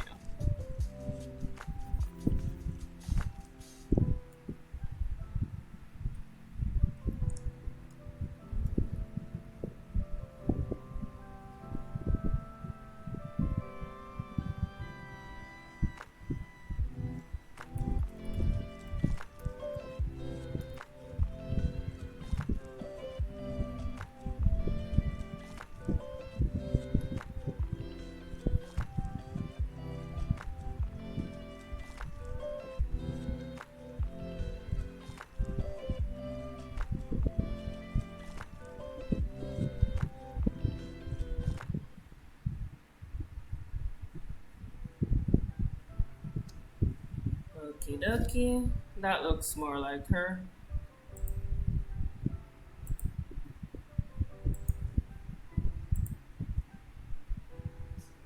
Does that look like the same character? Her nose is wrong. Let's go here. Switch colors. Things I have to focus on. So things you can potentially do wrong while animating. Volumes change, characters change. You might get your character's nose wrong.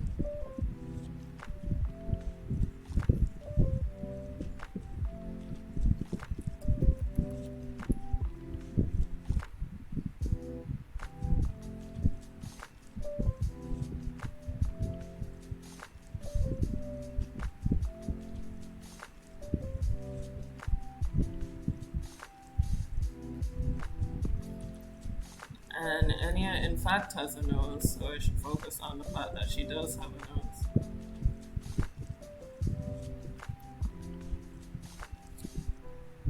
Alright, so there's that. And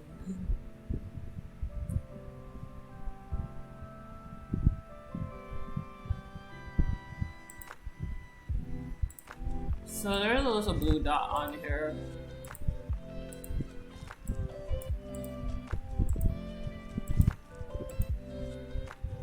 Well, there's a little red dot on here. Whoa. There they are.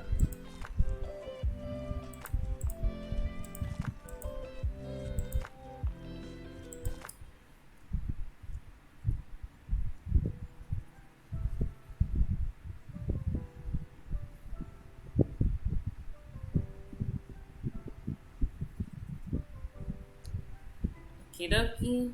Let's see.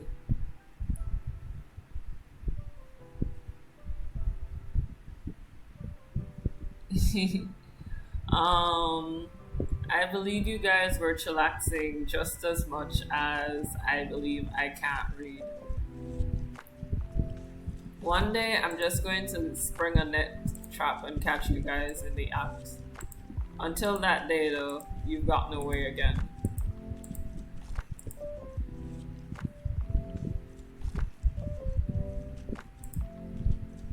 Alright.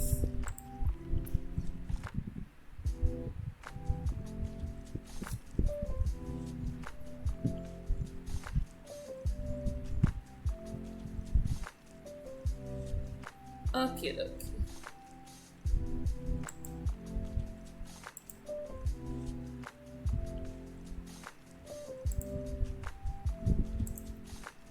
Alright, it's 9:30 here. I'm trying to figure out what else to do here. I don't really want to start any other big thing on this. That's gonna take more than 30 minutes to do. So I think I'm just gonna go back to filling in frames and filling in the areas where her expression disappears. I think we already filled in where her dress is.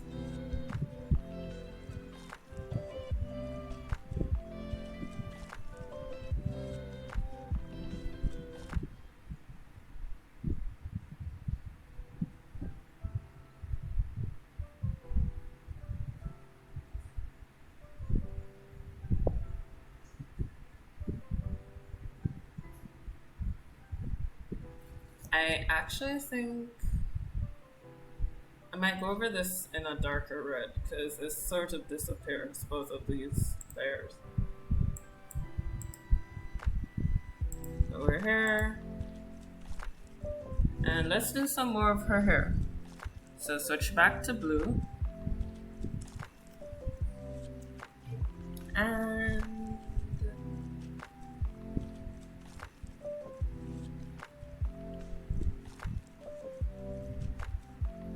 let's see.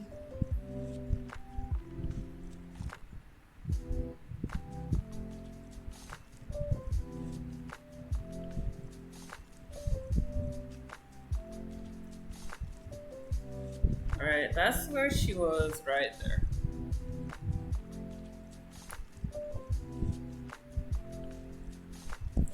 And we'll come into here, turn that off for a second.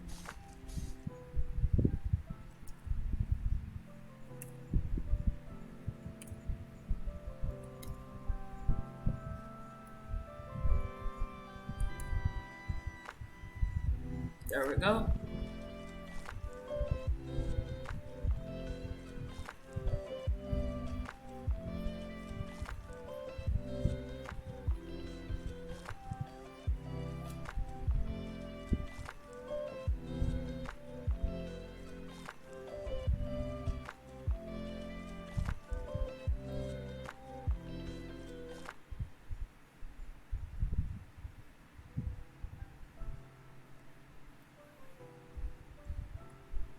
And now we can turn this back on. I think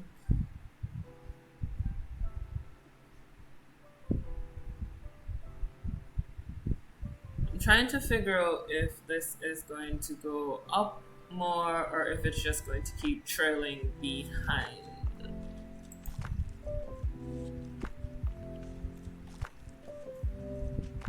If you're sleepy, go to sleep. Take advantage of the one thing I can't right now. You can barely use your legs. What would happen to your...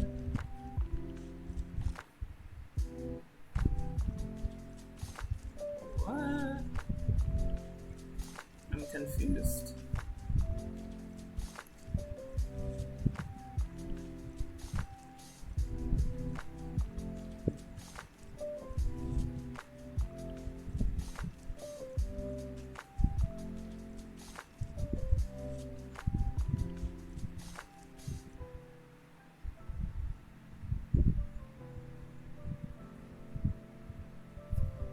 Actually, it wouldn't be that far up because it still has to go around her fist. So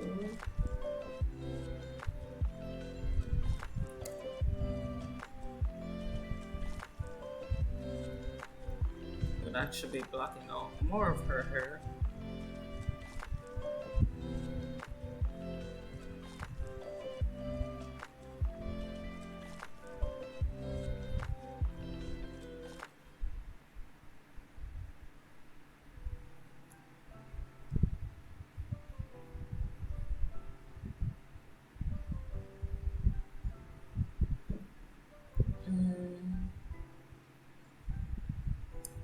Did you remember to do cooldown and all of that stuff?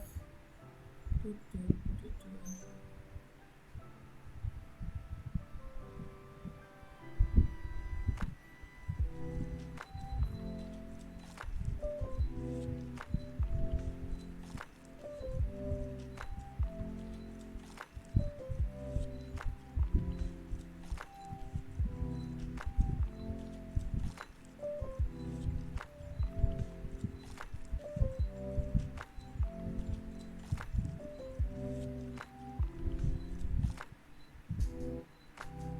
really need to fix this.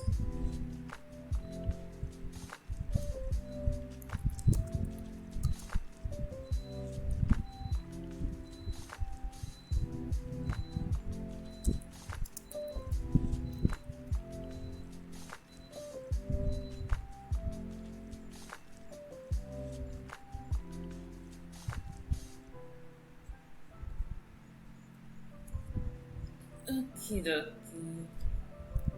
I'll read the comments in a bit. Give me a second.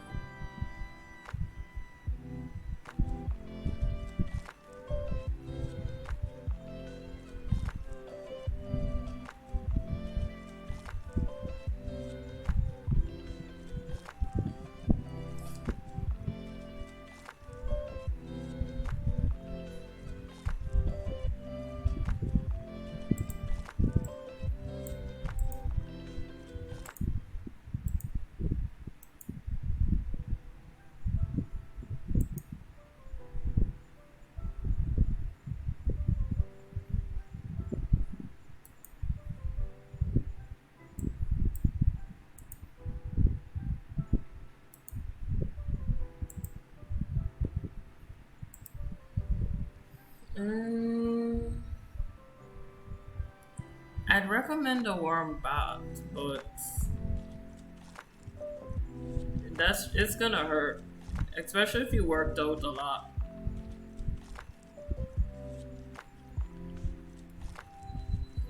Okie dokie. So.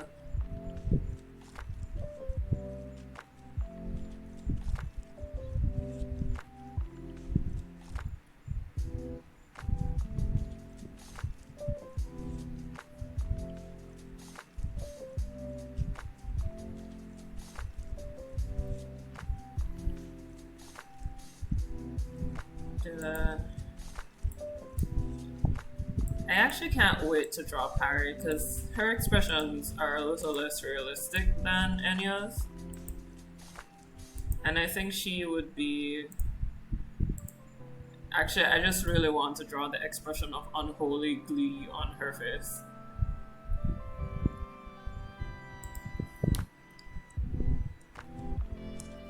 What are you waiting on to go to sleep on?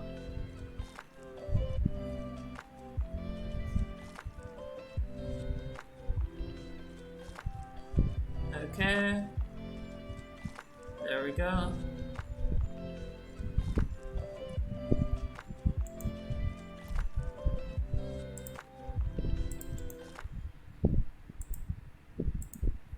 Alright.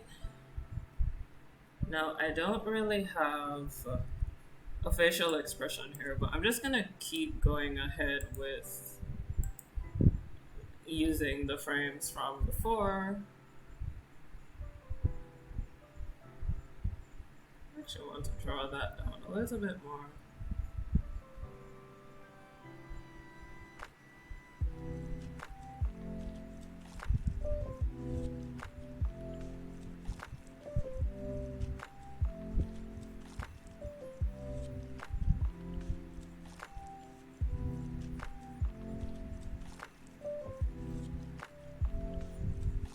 So we do that, and if I turn this off, I should be able to see where her ear is. Might be in the wrong place, actually.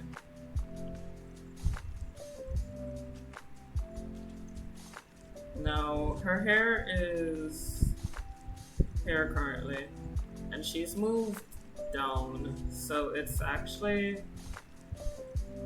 something like that.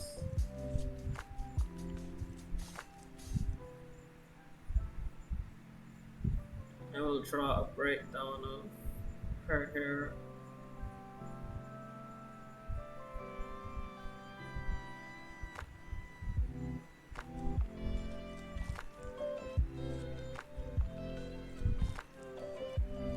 And let's go back a few. Don't want to lose any of the volume in her hair. And the other puff is somewhere around here.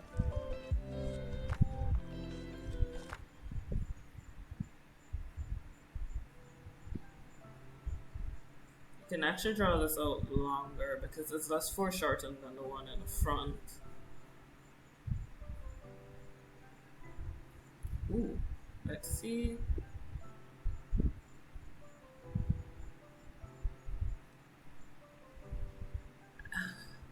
A good reference for this is So I went on Google and I googled falling into a fountain just to get a good idea of what hair does when you fall. But wouldn't you know it, the best gift of somebody falling into a fountain is actually a half bald old guy falling into a fountain with flowers or with plants surrounding it. So there's no hair doing anything at all. And there's a whole lot of friends gifts too, for some strange reason.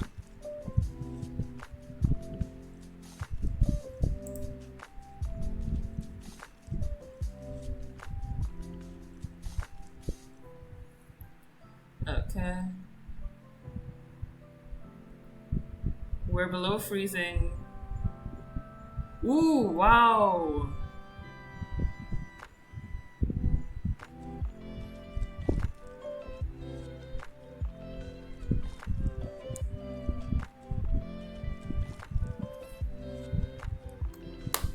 Oh. Da.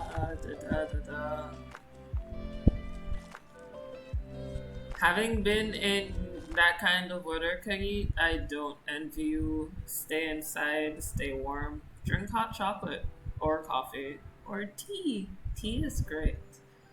Um,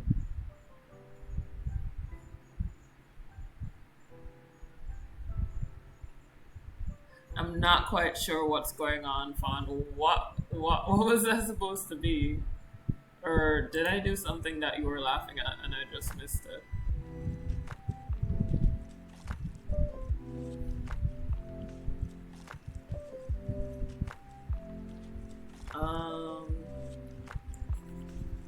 Yeah, I think I'm just gonna.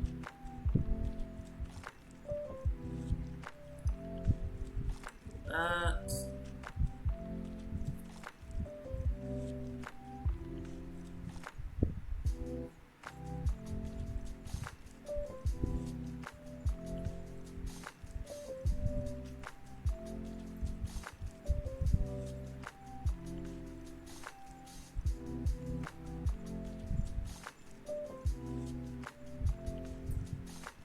Alright, so when you have long hair and you fall backwards, understand all of that stuff falls into your face. So this is essentially Enya being sucker punched by her own hair.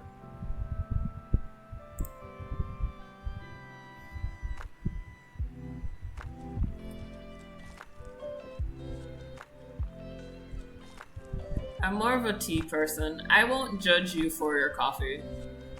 I won't judge you harshly for your coffee. I had to tell the truth. Sorry.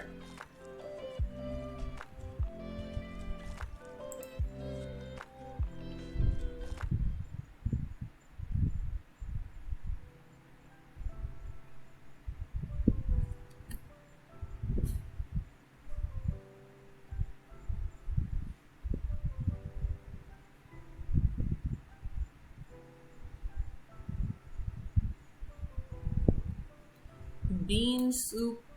Whenever I imagine bean soup, I imagine something not very thick, like liquidy. But I've seen red pea soup here, so I know that's not the case when you boil legumes. Like what is bee soup like?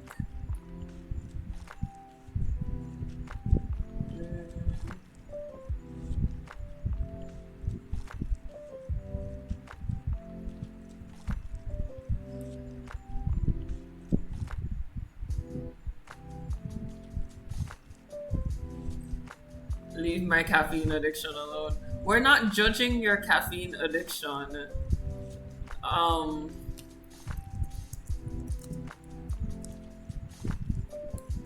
just saying, I can't. If I were to judge your caffeine addiction, I would be the pot calling the kettle black because I have my preferred tea is black tea, and that actually has more caffeine in it than coffee. So at least that's what I've heard. Oh, I'm jealous. I'm all out of black tea. I had Earl Grey, English breakfast, Prince of Wales, Lady Grey. Currently, I only have chamomile, green tea, and some infusions, which I actually know the difference between tea and infusions now because, fancy. But that's alright.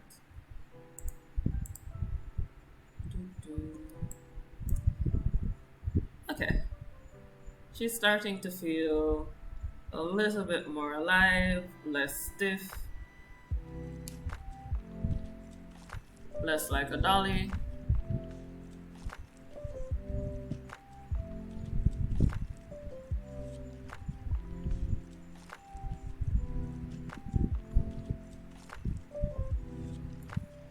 So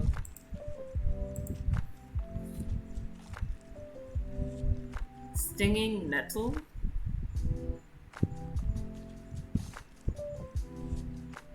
What is it? I've never heard of that. What does that even taste like? Like I've heard of nettle, but I've never heard of stinging nettle as a tea.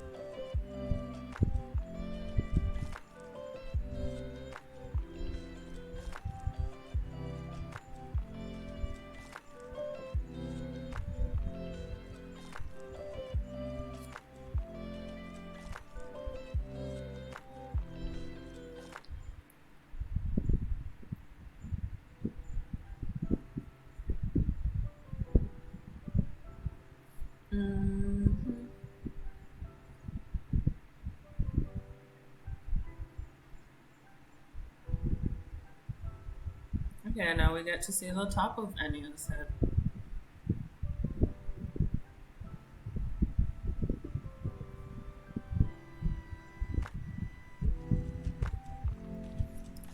And she has an ear somewhere. I'm just gonna assume it's right there. And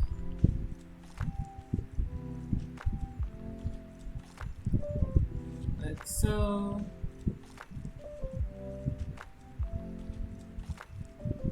She's got natural hair. So from here, now you're gonna see the thing that I'm using to keep Enya's hair so suspended and poofy is actually two steel rods like so. And then her ribbon goes over it like that. And then her hair, and that's why her hair starts so far up off her head. Can't explain the taste. The plant grows hair, it's healthy, it stings if you touch it, but it's really good tea. Drink the spiky plant.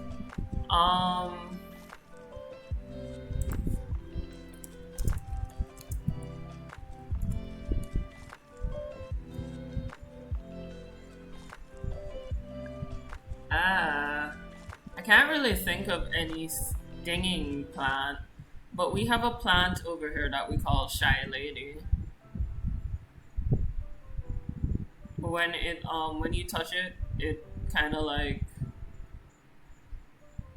it droops and it sort of like looks like it's dying. It looks like a dead plant, and there's another plant with like a pod that if you drop water on it, it explodes with seeds. But we don't eat those. We just antagonize the poor plants. That's probably why there's so many weeds everywhere.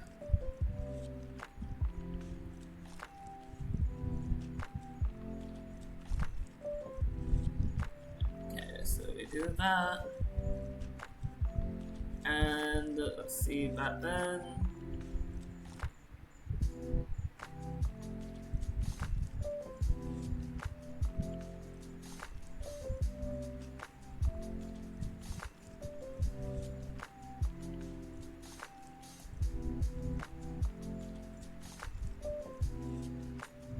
Something more like that, so.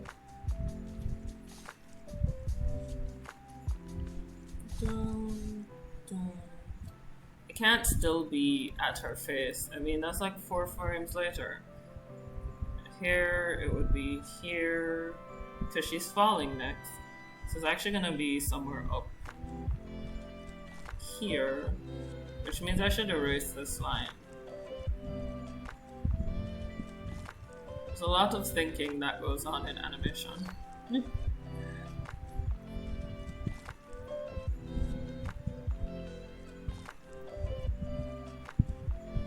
And Enya's animated semi-realistically. Parry has thrown the laws of physics out the window because she doesn't like them. And the animation in general, I'm trying to go for sort of magical realism sort of feel with the whole animation. This is a part of developing it. Yeah, something, yeah, that one. They're like,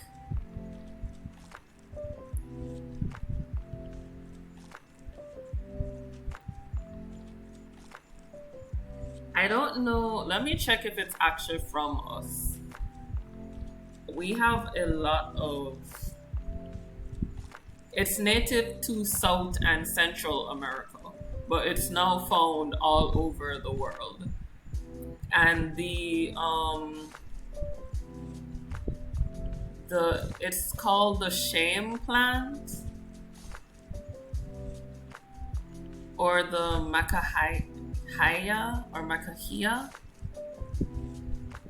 Doing quick. It's sort of like a creeping plant. And it has a purple flower if you've ever seen it bloom.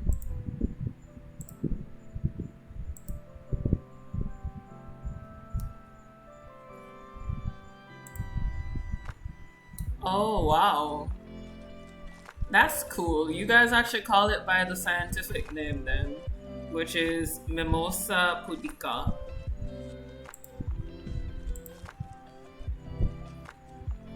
Yeah. We call them shy ladies, because Jamaicans are literal that way.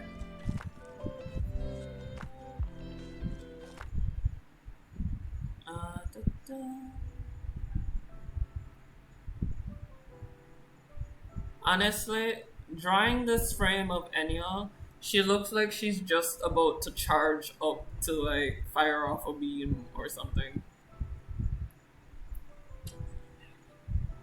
Night, Mom. Yeah. She looks like she's just about to charge up to like, let me turn off the, yeah, see? Like 2 horns, like she's just about to charge up to, rawr. Mimosa means cuddly in Spanish? Really?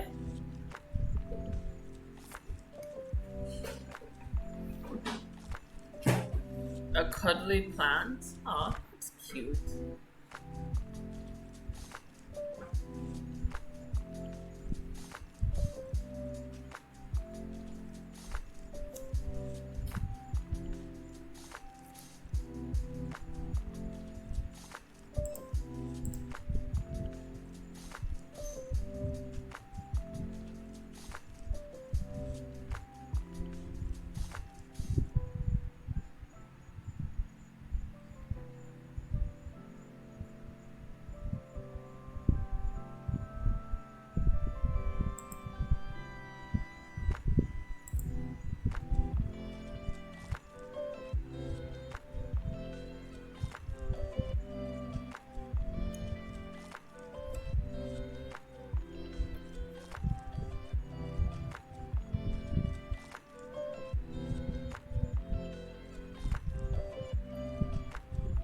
So a sensitive plant? That makes sense.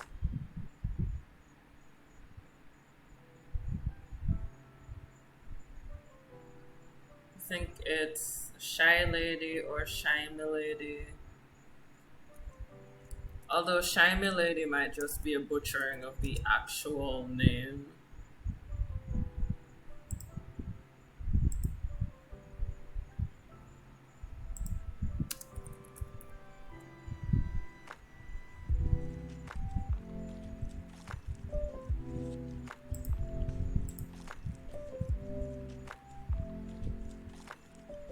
Go to bed, Fawn. I don't think we're gonna see Fawn for the rest of the night. I think he's just going to stop responding. And that's just going to be it. We're just gonna... Fawn's just gonna stop responding.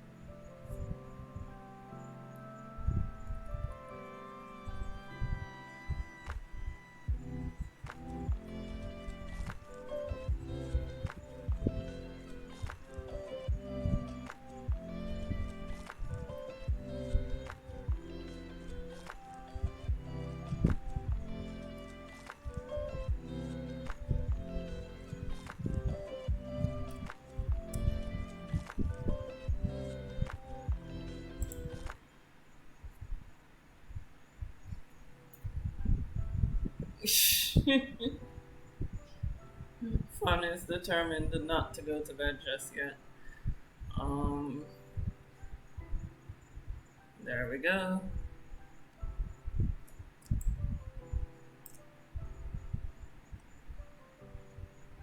Okay.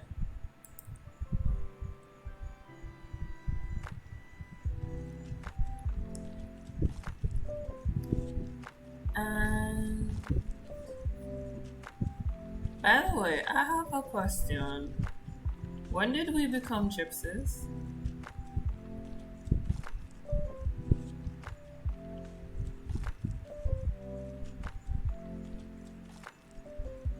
This is specifically for people from the Ravenna side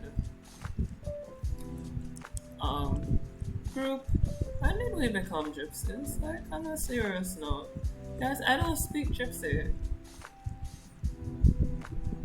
I'm literally over here trying to figure out how I'm going to deal with this because I don't speak gypsy.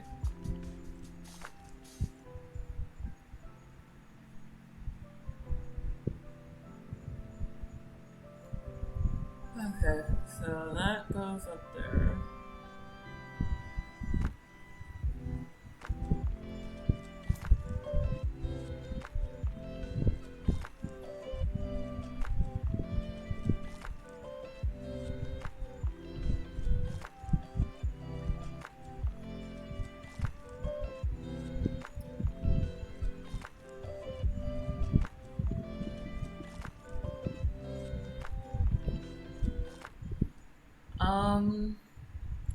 You know, for closing your eyes and not looking at your keyboard, you're doing pretty well at this talking thing. This is going to be my last frame because I get the feeling by the time I finish it, it will be 10 o'clock my time. So I'm just gonna talk about random stuff while drawing now, because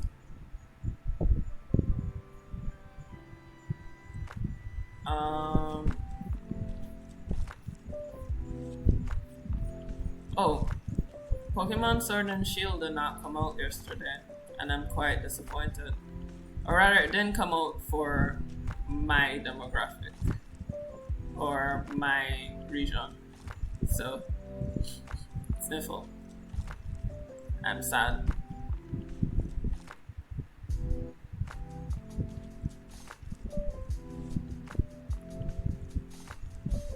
I was so hopeful that it would be out for my demographic and my demographic region, but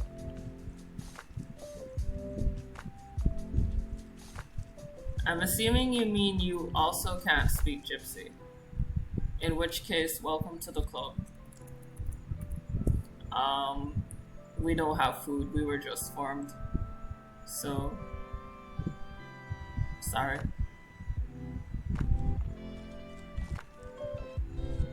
Okay.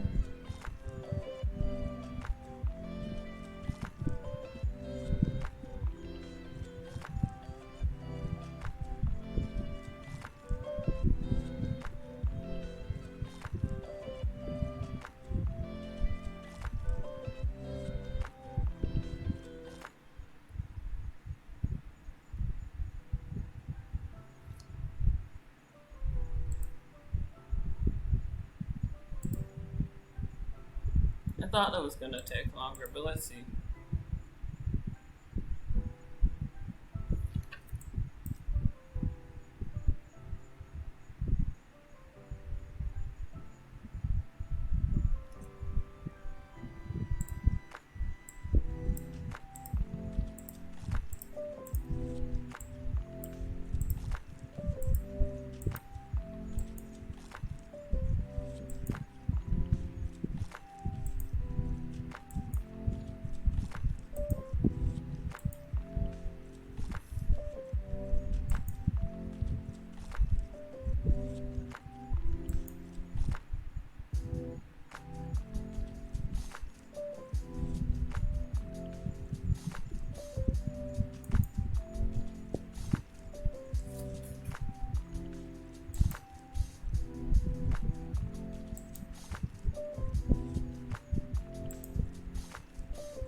Hmm.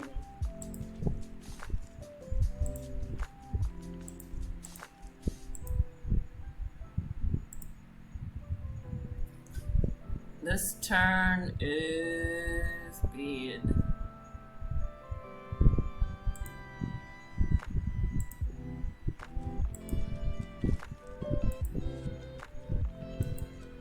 I think I need to raise these up a little bit more.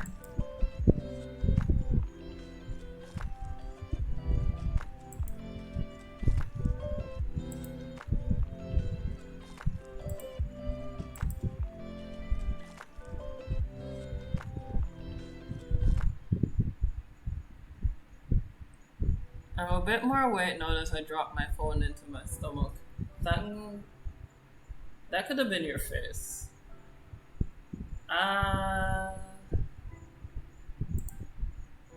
No.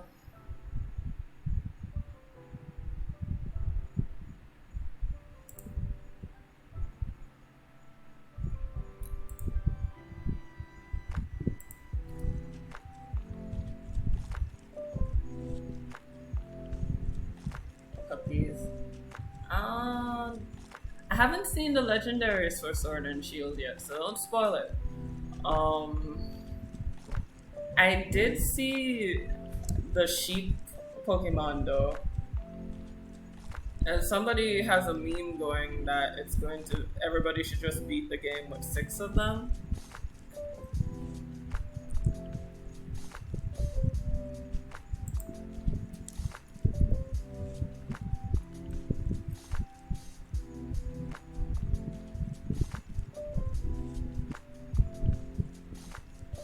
Okay, so I heard the news about that. However, I I didn't see.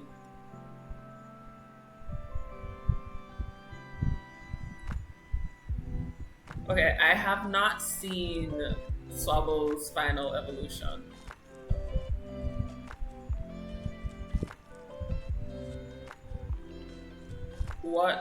What happened? You can spoil that for me. I saw a gif of him running into a fence several times. I assume he's using tackle, but I'm not sure why he's tackling a fence.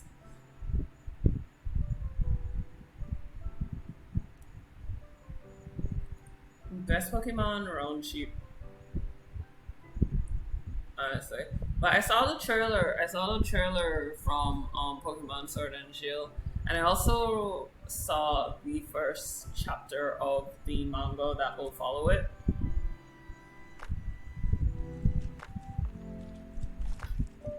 The water type. I'm assuming you said, yeah, it's a water type Pokemon, right?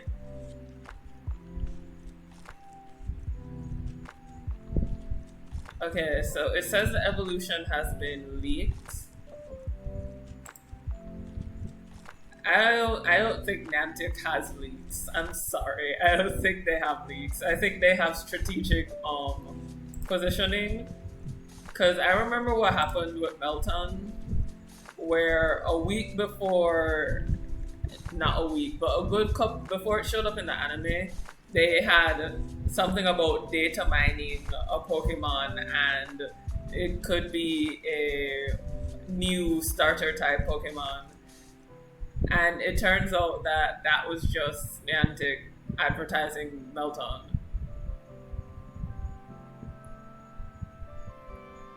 for the Let's Go Pikachu, Let's Go Eevee game. So I don't think they have leaks. I think they have strategic release of information.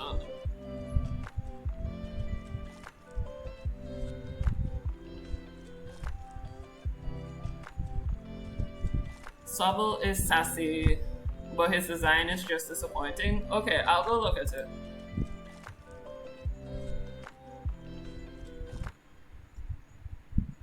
Let's go. It evolves into Drizzle. Okay. Let's see a picture of this.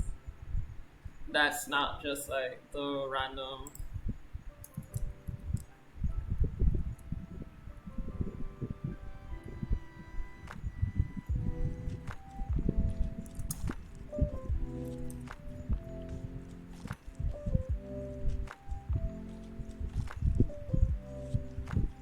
It's a good thing my dad doesn't sleep, guys.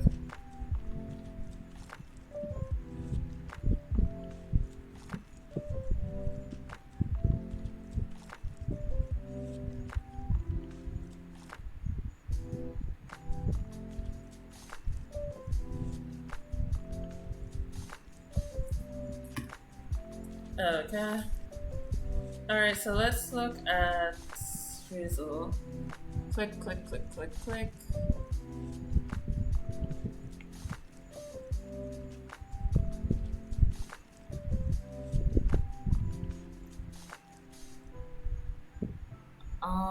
I'm not seeing the third evolution. Let me go Swobble's final evolution.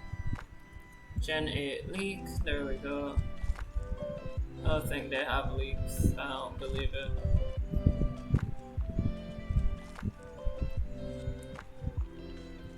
I'm seeing all sorts of designs, but let's go to official media.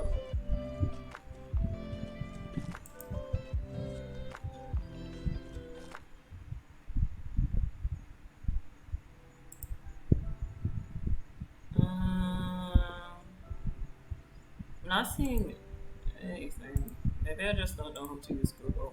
Let's see. Okay, I see it now. I see your point. I'm not gonna judge the design just yet. Because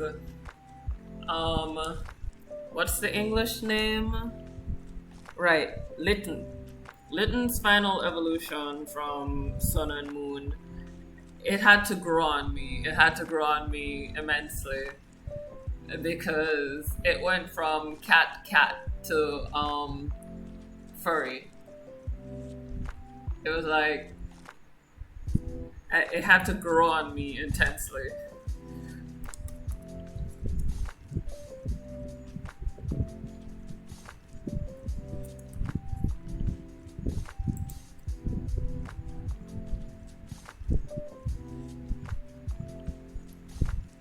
Okay, So I see it. It's like a chameleon looking like something from Rango. I'm sorry, I shouldn't have said that. He reminds me of Rango. I'm sorry. I don't know if you guys have yeah, Incineroar. I watched the Japanese version, so all of my Pokemon names are the Japanese ones, so just stay with me for a while as I have to look up the English names. Because I know that Pokemon is Nyabi.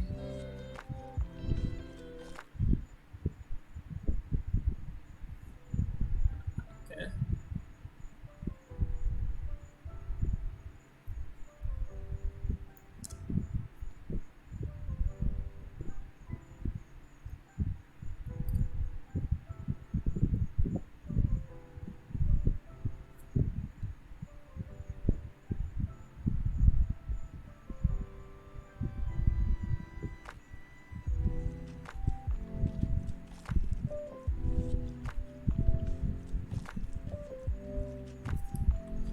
Like, I'm sorry, the final evolution reminds me of Rango. I don't know if you guys know that animated movie, but it looks like a stylized version of Rango. Or maybe it's just because he's a chameleon and Rango's a chameleon. Um, I very much like the type, like the fact that he is sassy. Score Bunny is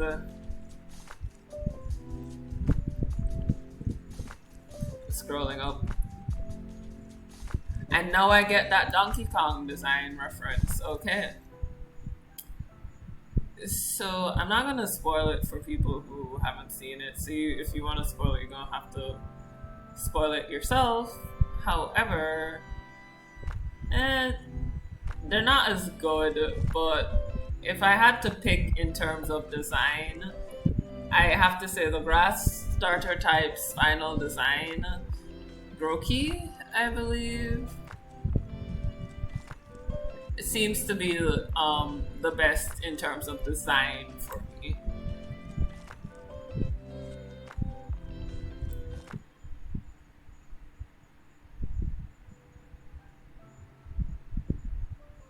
Um, I don't know if they have fossil type Pokemon. I know they have T type Pokemon because the new region for this one is Galar, however you want to pronounce it. Basically, England, London region. So lots of the Pokemon are based off of stuff like that. And I know that um, what's it? Coffin gets a special um, form. I don't know if it's an evolution or if it's a region specific form, like what they did with the Alolan region. Um, Scorbunny, I think Scorbunny is everybody's favorite in terms of design. And Scorbunny is also Go's partner. Go is the other protagonist in Sword and Shield, because I'm a nerd. But yeah, Scorbunny is Go's partner, so they needed to make a Pokemon that could match Pikachu in cuteness.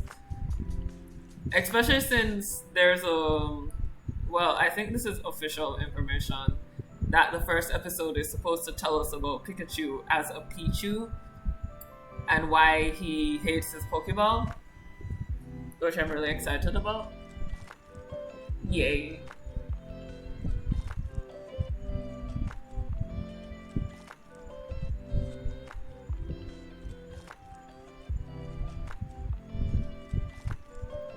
Um, okay. I don't know.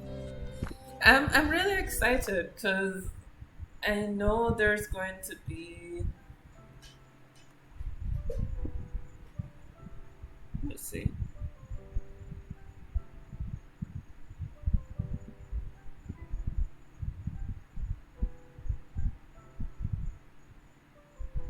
Yeah. There's going to be something called Dynamaxing in this one, I think. Yeah, Dynamax.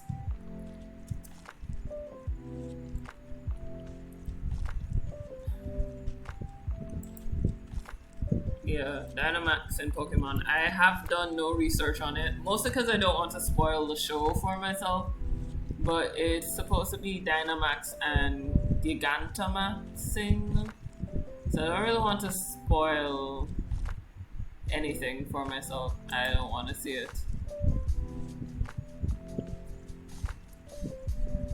But we're there. It was so hard not to. No, it was hard not to spoil Pokemon for myself. Guys, I'm just letting you know the stream is basically done, so I'm gonna just transition to this. There we go. Because we're not really talking about anything right now. I think memes are coming very much into anime and manga right now. I recently read the final release chapters of Boku no Hero Academia, and I have to say there's a lot of meme references in it. Not that I'm complaining, but they're there.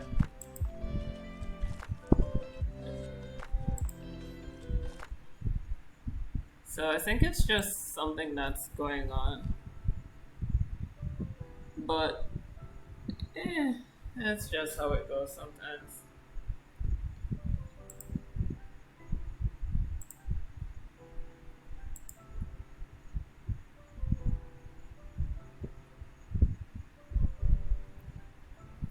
Alright, so let's see.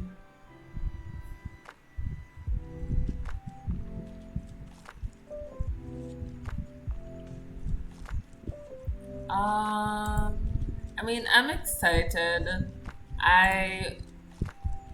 Having read some stuff, I think,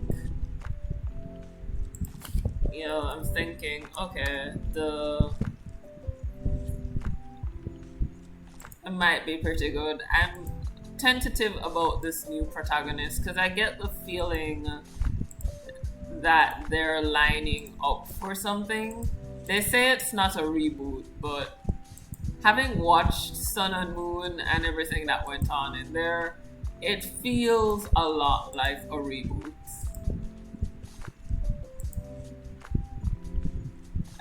That's all I'm saying. Like, it feels like it.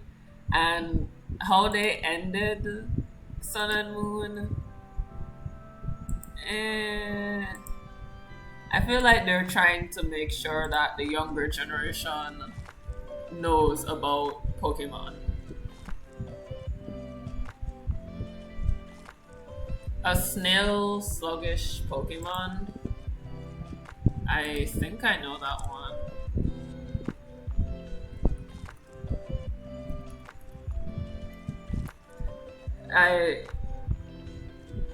Assuming that we're talking about the same Pokemon, I think it's kind of like a sea slug or something like that. But they have a lot of snail Pokemon. They have like a fire type snail, which is Magcargo, I think.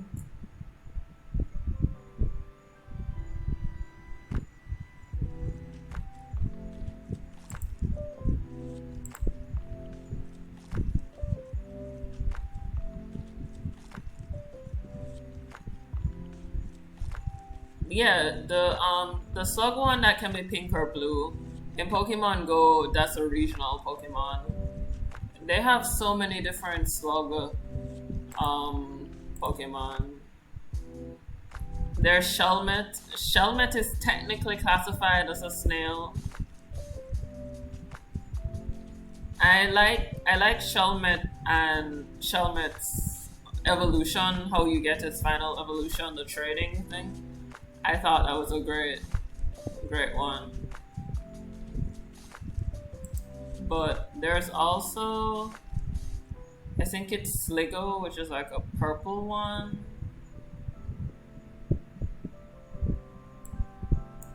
But maybe I'm just. Let me check. I don't know. They have all sorts of weird looking Pokemon. I think Pokemon ran out of ideas and they started choosing objects, which is where we're at the Galar region. So, we're there.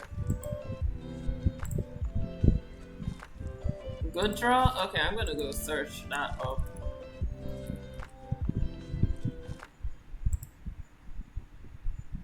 Oh, yeah, that's the. No.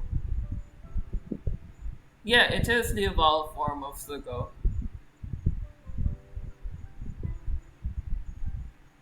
I.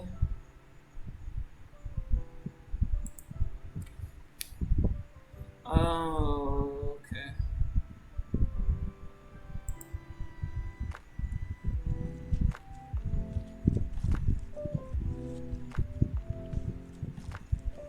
I vaguely remember this Pokemon because I think Ash had one.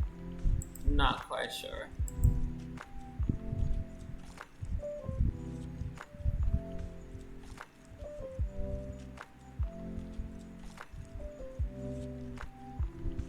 Do you like fossil type Pokemon? I prefer psychic types, but I like Pokemon in general.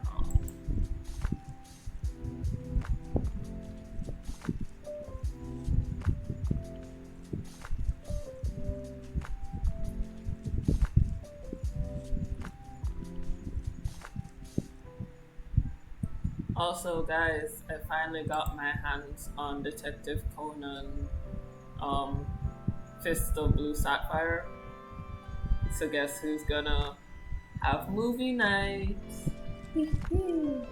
As after I leave all of you and I send Tony his drawing. Speaking of Tony's drawing, you guys are bad. You didn't remind me, so I'm gonna go get it now. What about Gastron?